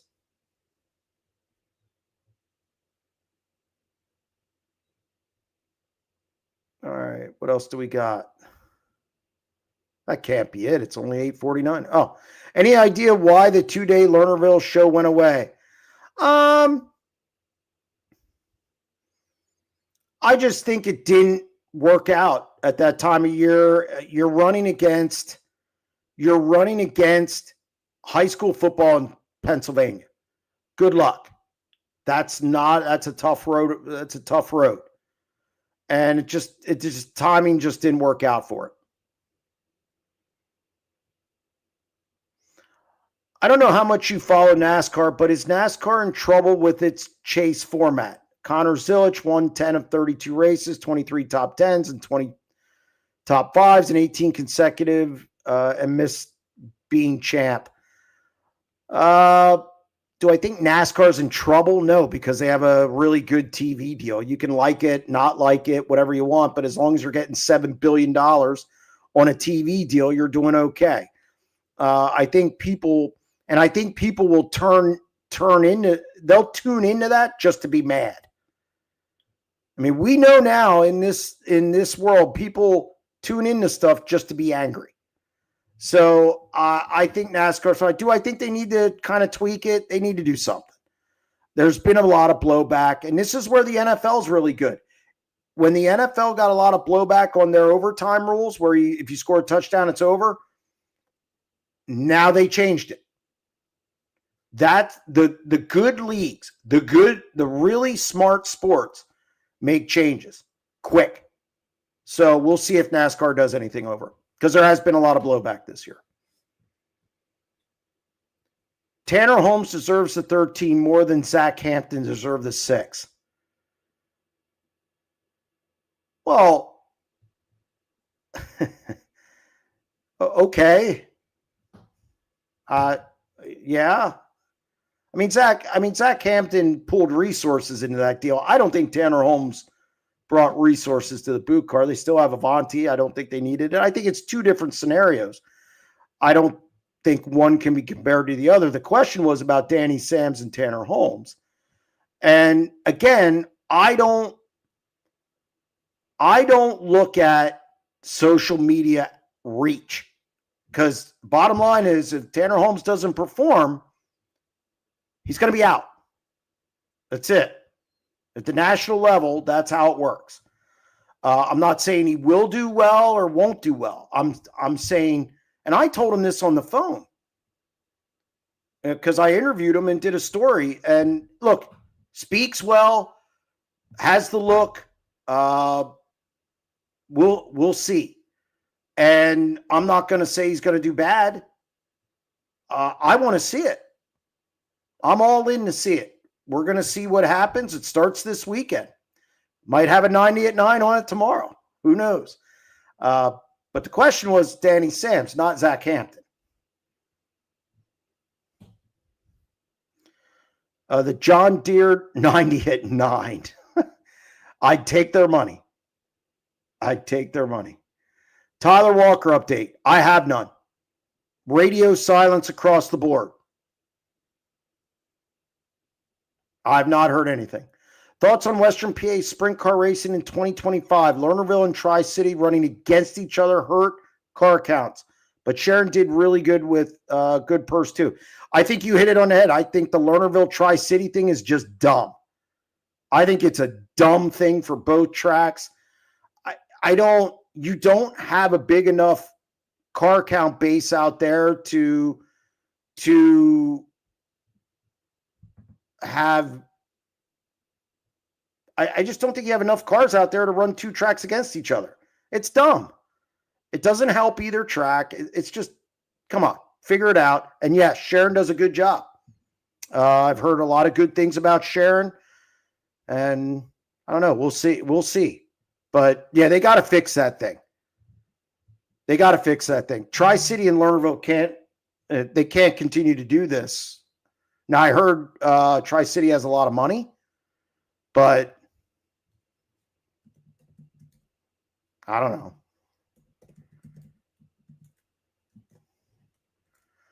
Sams is a gasser. I hope he gets some financial backing. Yeah, either a shot or financial backing. Or, look, I'm not even opposed to him dropping back to the All-Stars and winning that title, or trying to win that title. And I'd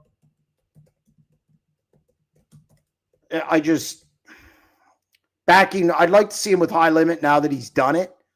See if he can back. Now, he did tell me that he has, I think, 3 or 4 motors for next year. Now, he hasn't made a final decision. I'm hoping he's down here this week. I'd like to get an interview with him and talk to him then. But yeah, I like Danny Sams.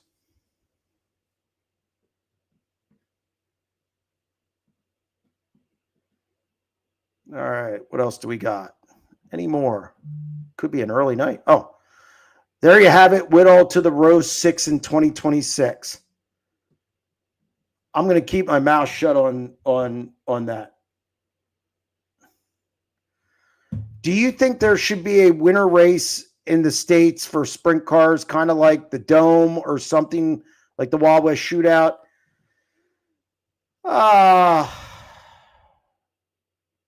It would be great if they did, but it hasn't worked in the past. I have no reason to think it's going to work now. And I don't think you can run them indoors. I don't think it's safe enough.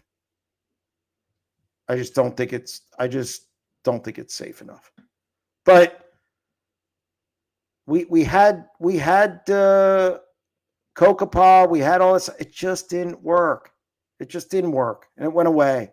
So while I'd love to have it or have somebody try it, they got to pick the right places. I think the West Coast isn't the right place, obviously.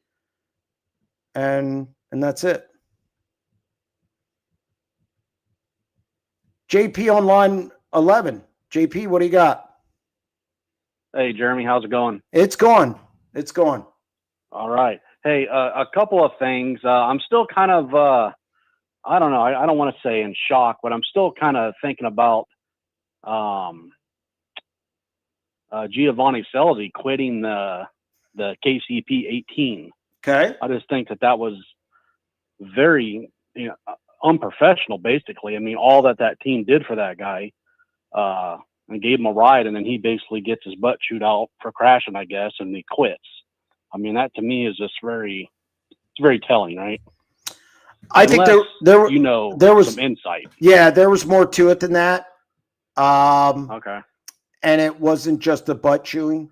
So yeah, I'm going to leave that between the team and him, but it wasn't just a butt chewing, right. Okay. I figured there had to be more. There's always more, but it's a pretty big weekend to quit on, right? I mean, yeah, he hurt left the team with no driver for the two of the biggest nights of the year. Yes, but here's the problem. He hurt his wrist anyway. Yeah. So he was injured. He couldn't race Lernerville. He couldn't, to fill in. They had to get Cole Duncan. Look, there was more to it. It spanned throughout the season. It wasn't just Gio took his ball and, right. Ball and went home. It was legit. Well, I figured you'd be one of the ones that would know what the insight on it is. Well, I mean, again, I'm going to leave the particular, but it was definitely disagreement between the team and Gio, and it just wasn't a good situation. Yeah. And I look at it this way: sometimes relationships run their course. They talk to this day. I think there's even some things that they do together outside of racing. It's just, they just couldn't race together anymore. So each went their separate direction, and that's it. All right. And then another thing is on the Tanner Holmes going to the Book 13. Yeah. Which I don't really have an issue with that. I think it's great for Tanner. I've been watching him at Red Bluff for a long time, and on YouTube, obviously, like tens of millions of people.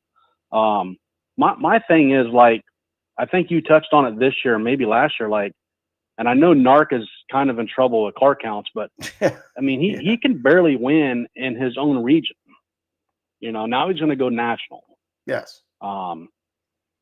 That's how you kill your stock. You get a try, right? You get a try at national. It doesn't go great. It's one thing if it's in your own car, because then you just build on it. But when you're driving for somebody else and it doesn't go great and you lose your ride, how many other teams are going to step up and be like, hey, you're still popular on YouTube. I'm going to spend $300,000. You come race my car. I think it's a risky move for him. Yeah, no, I think you bring up an interesting point there. Now, I will argue that the 13 is better than his deal. He's not going to have to run it. He's basically going to show up in it with his helmet bag and do what he does. So I think that's going to help. I do think there's a difference between Outlaws and the kind of the strain of the schedule. You know, with High Limit is probably going to have about 20 races less just from a schedule at this point. Yeah. And I think that matters. I don't think that's. I think that matters. Yeah. And again, he's going to see more tracks that he already knows. Skagit, the West Coast tracks. He's going to see be on tracks that he's done well at before, which I also think that helps. Whereas if he was, so we'll see. I mean, yes, it could hurt his stock. Yeah. And if it doesn't go well, he may not get another shot. If it goes well, who knows? But I'm okay with him getting it. Yeah, I think it's good for him and good for the sport. Like, he's popular, he's a good kid, and he's got good values and stuff, and that's great. But I just worry that, you know, I've watched him race on the West Coast here, and man, he's hit and miss on tracks he runs several times a year. So, you know, yeah, it's just it's a gamble, I guess. I guess that is just what they say. That's racing. Well, he's got Sean Straw's ball. That should help. And, you know, again, it's going to be sink or swim. It's going to be based on performance, and we'll see what happens. Right. And then another thing, why I got you on the phone. Sure. Is NARC. Oh. I mean, I know Brad Sweet's on the show, but and Rudin's on board now, but like NARC just canceled a race, in Bakersfield or something, Kern County or something, because of car count. I mean, there was a time probably 20 years ago they had car count problems, but they fixed that. But I mean, they just lost 2 or 3 cars just right now before the off season even happened. So the 83 moved back to the Midwest. Tanner Holmes isn't going to be around. So, you know, I mean, that's 2 cars right there. That's a, you know, for them, that's a lot because they only had 16 at the last show. So what do you think of that? I think Brad Sweet's got his work cut out for him. I think Brad Sweet's going to have to do a little bit of an overhaul. I think he's going to have to clean up some of the stuff that has happened over the last few years. I think he's going to have to go recruit drivers, I think, or whoever he puts in charge. I think a grand reopening, so to speak, of NARC is in order. I know everybody wants to say, oh, they brought it to this and that. Listen, I've seen a lot of stuff with NARC over the last 3-4 years. Brad's going to have to give that thing some TLC, little tender loving care. He's going to have to put somebody in there who kind of puts faith in the competitors can put faith in. I think faith is a big thing with that series. People just don't think it's going to. I mean, I've heard it from drivers out there.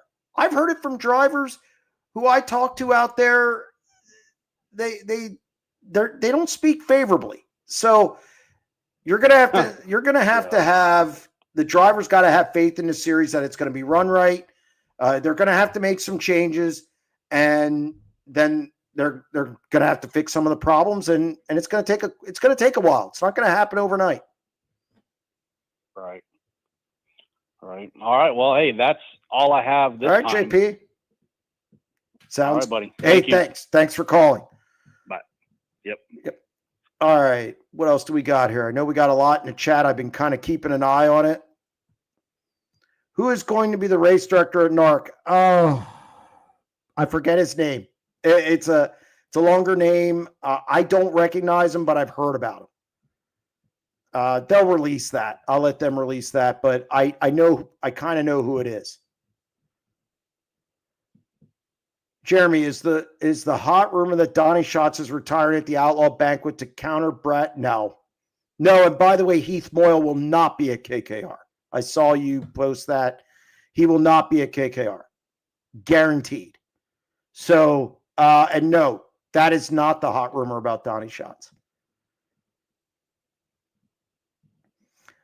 Can Vegas rake out some rocks in the tracks to lessen the broken noses and flats prior to the opener?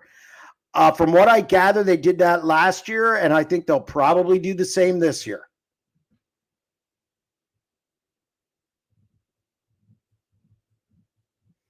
Regarding the recent talk about empty seats, seems like fans and media have forgot that high limit strategy was to try to break into new markets to introduce and showcase professional sprint car racing.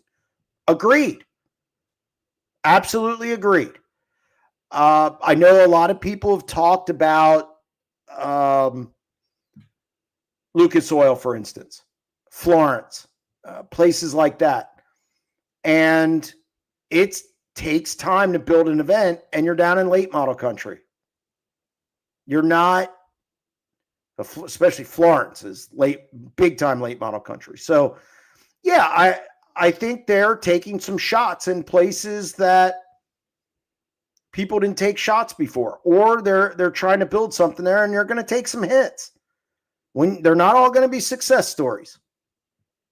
They're not all going to be success stories. So yes, you are correct on that. I agree. I think when we get to year 5, that's when we'll, they failed at TMS. 8 million people in 2000, maybe in the stands. Yeah, I mean, I think, again, I'm going to go back to, you're assuming everybody would want to go to a race. And I think sometimes people hear dirt race and they think, I'm not going to sit out there and get dusty. Here's an interesting story. I have some people I know who went to Path Valley. They took their son. His son's probably 4 years old, 4 or 5 years old. And he's been to races before, loves them. It was the mother, the father, and the son. And it was Path Valley. And they didn't like it. And they've been to races before. You know why they didn't like it? They felt they couldn't watch it because of the dust. It was in their eyes. It burned their eyes. And they actually came up and stood where I was standing and still got dust. When they go to Port Royal, they usually get in a suite. Now they're to the point where they only want to go places where there's suites. Well, there's only so many places with suites. What I'm getting at is you can throw out the 8 million people thing. It's not really 8 million because 8 million is New York City. There's more people in New York City. So, yeah, if you stack everybody up, and fine. But people, and you got college football. TCU was home. Texas Tech. All the other colleges down there, Houston. You're still fighting. Now, I'm not saying they did a great job, but I think to just throw out a number like 8 million in the Dallas area, I think that's disingenuous. It's disingenuous. They had more than 2,000 too. I was there. It's more than 2,000 for the second night. First night, no. Second night, they did okay. But there's this assumption that everybody wants to go. You could give free tickets away downtown Dallas, and they're not going.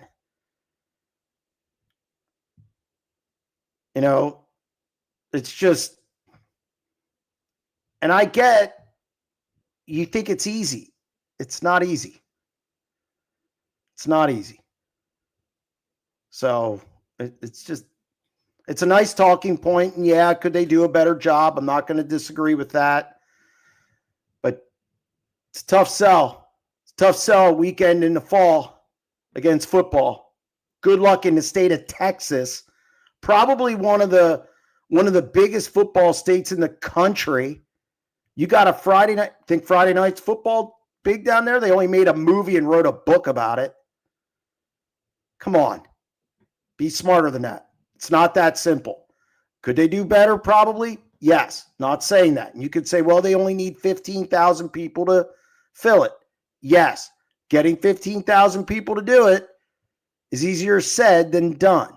Because I'd be willing to bet 7,900,000 would never even consider going to a race because of the logistics.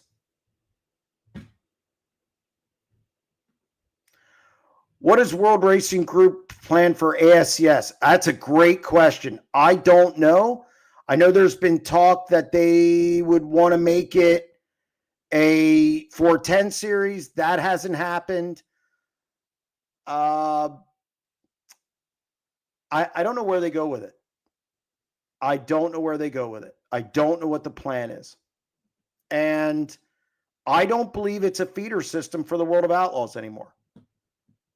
You know, it used to be Shane Stewart, Jason Johnson, Gary Wright one year. There were guys.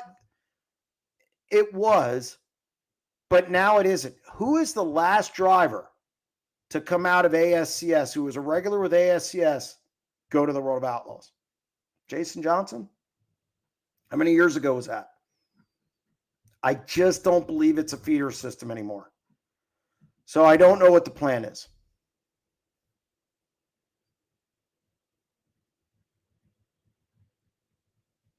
Curious, does having more 3-day shows, while good for the teams, hurt ticket sales? Stands won't fill all 3 nights compared to a different track. That is also a good point. I've seen that at Port Royal.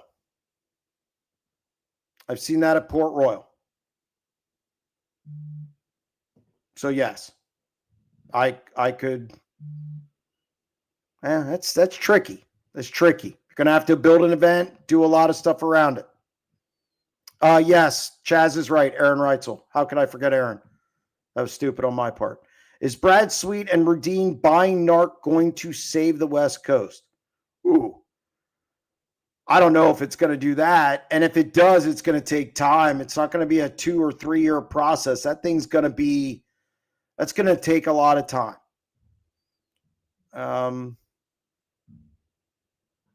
I don't even know what the answer is to that.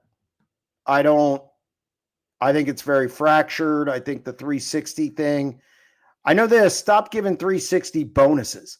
There's no incentive if you're a 360 driver to move up if you're going to get a bonus to be mediocre in a 410 race.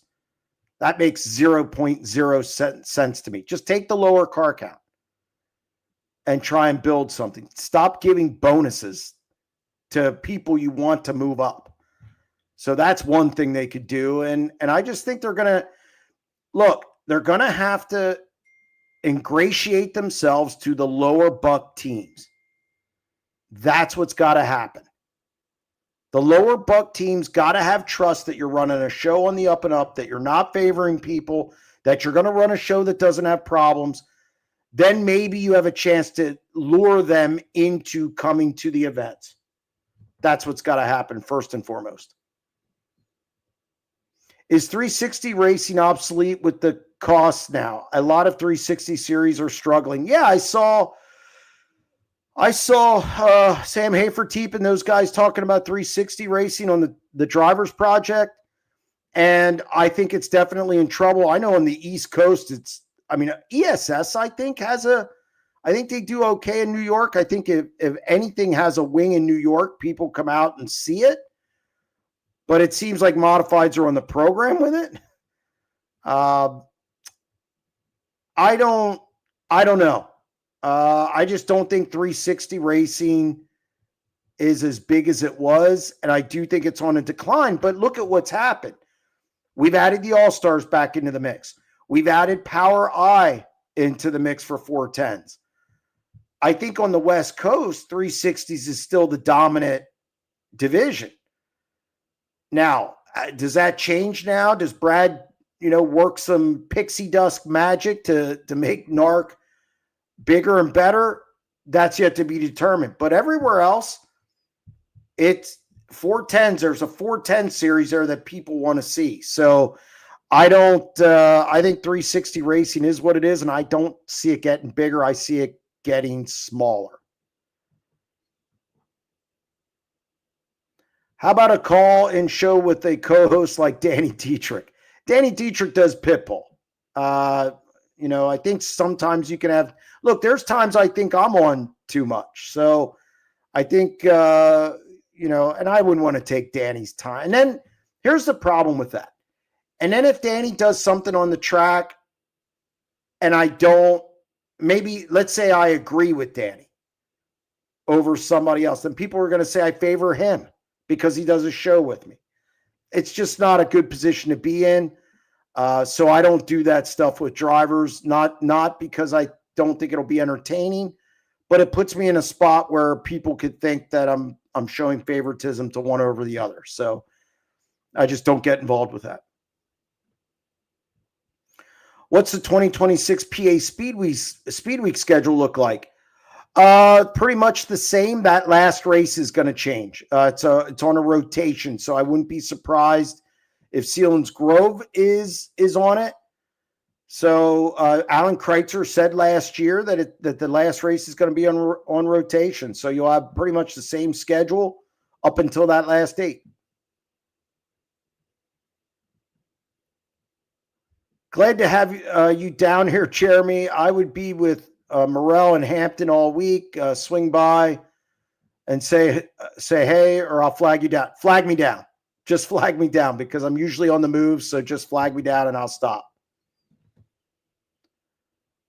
Do you think some tracks get better with efficiency of running their program this year? I think they should. You better take notice of what's going on. I think that's important. If you don't take notice and just kind of stick your head in the sand, and then you're just not doing a good job. Yeah, they got to get more efficient. Quick shows, 3 hours, 3 hours,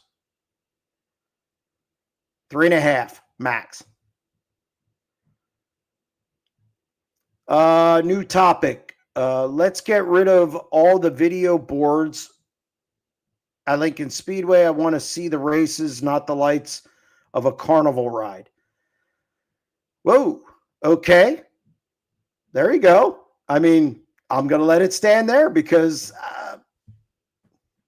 it got to make money. I know they make a lot of money off that video board. I know you probably don't like it, but it's not going anywhere. Cy Lynch reposted high limit schedule. Does that mean he's on the tour in 2026? I would bet my rent check on it. So yes. He'll be down at Charlotte too. All right. Will on line 13. All right, Will, what do you got for me? Well, I was wondering, is Brad Sweet biting off more than he can chew? He's got the high limit thing. That's a big job altogether. And then he's got Chico. That's another big job. Now he wants to take on Narc. And with some help with Kevin Rudeen. Well, I think Brad's not going to run the day-to-day operations of Narc, okay? He's going to put people in charge there. So is he biting off more than he can chew? I think, look, any good leader or businessman puts the right people in place to be successful. I don't think Brad's going to be going to Narc races every week. I think he's going to put somebody in place to run the series. I think he's going to help put a schedule in place, probably use his influence to get certain things done. I think when there's a problem and he needs to be pulled into it, I think then he'll address stuff. I think when he's maybe has a weekend off where he's not on the road with high limit, I think that he could go to a Narc race, see what's going on.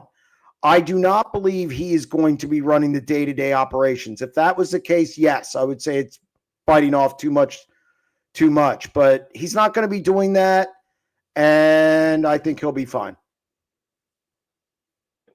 And I thought it was kind of hilarious, the Narc race. They tried their hardest to mess it up, but it was kind of interesting at the end when like they put the scales on the infield. I don't know if there was any communication. There must have been, because second and third went to the infield to weigh, and Sanders went to victory lane, and then he had to stop what he was doing, get back in the car, and then go to the scale. Well, the problem is they don't ever weigh cars after a race. So why are you doing it that night? Now, I don't know. now look. That's dark. That's dark for you. Now, look, if it came over the radio, then yeah, you got to hear it. But I also know that those radios, some don't work. Sometimes you don't. There's variables. Look, they need they need to get consistent rules and do things consistently with NARC. This is the problem. It changes race to race. It changes sometimes where it seems like depending who's up front. It changes. There's just so many variables with a NARC race. And again, they just need a firm set of rules and procedures and follow them to the letter. If you do that, maybe more cars will come. That's it. All right. Well, thank you for taking my call. No problem, Will. I appreciate it. All right. This might be the most NARC. This might be the most NARC chatter we've had in all year combined. I already answered that. Cy Lynch, I think he'll be back. Yes. Any word on the non-franchise payouts for full-time teams in high limit? I think that's something you'll see after World Finals. I've heard it's really good. That's what I've been told. I do not, honestly, I do not know what it is. Does Donnie have a ride lined up yet? They're working on something. I'm leaving it go there. He's not retiring. When a touring series is looking at a track or a race date, do they ever look to see what other entertainment is in the area at that time? Yes, they do. Again, I think it's much like the ticket price / saturation. I think it's a consideration, but I don't think it's the end all be all of the decision, if that makes sense. I think it's, again, consideration, but that's not how they make the decision. I do know they considered Penn State, Ohio State at Port Royal when the Outlaws came in. That I know for a fact. So Sugar Bear's wrong. I do know that the Grove considers high school football all the time. I do know that some races that are scheduled locally do think about what the national series are doing. Hence why they sometimes don't run against the Knoxville Nationals. And it only really affects 3 guys, but they know the fans aren't going to show up. So I think consideration goes into it, but I don't think it affects the decision enough. I think it should be more. I think it should be a bigger factor. Let's put it that way.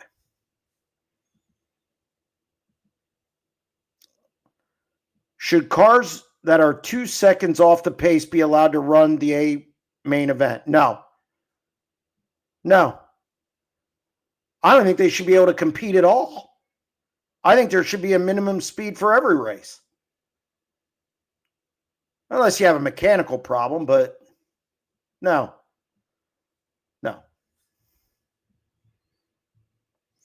What was worse, Ron Rutherford with Tyler Walker or Caleb Williams? The Sugar Bears.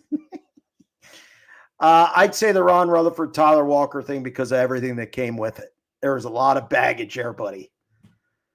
That's one where if that was a marriage, that's one where you back off and get it annulled as quick as you can. Thoughts on the Speed Week high limit schedule first week of June? yeah, I mean, I was actually looking at it with a friend of mine, and he said, that sounds like a speed week almost. I'm anxious to see where the TBA is. I would think it's going to be in Wisconsin. I would think. I would hope.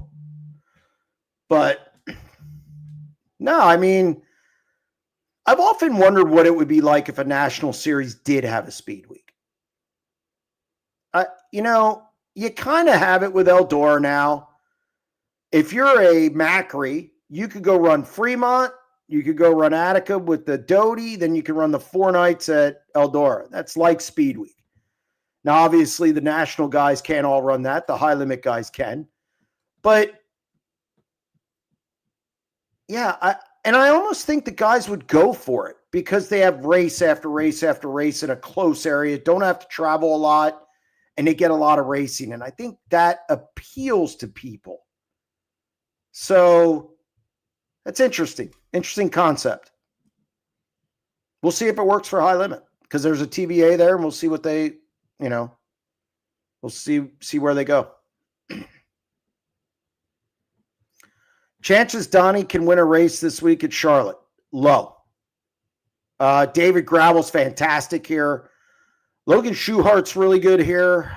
I think you're going to have Carson Macedo, obviously Buddy.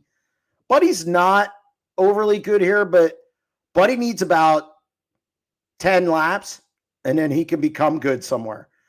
So I think it's going to be very, very, very difficult. I think the chances are low that Donnie wins this week at Charlotte, even though it's one of his best tracks. He's really, really good here. But I just don't think it's going to happen this weekend.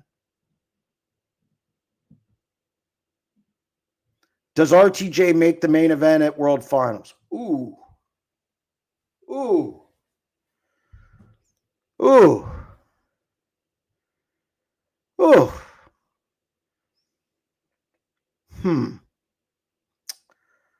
Well, he only has 2 cracks because if he's buried in a heat race Saturday, it's a big fat no because you don't time trial again.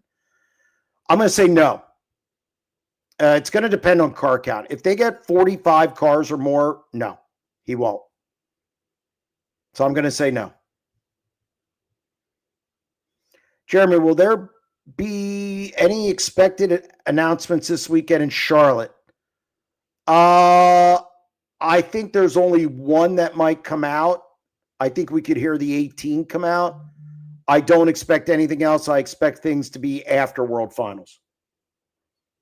So, but the 18, I wouldn't be surprised if that one comes out.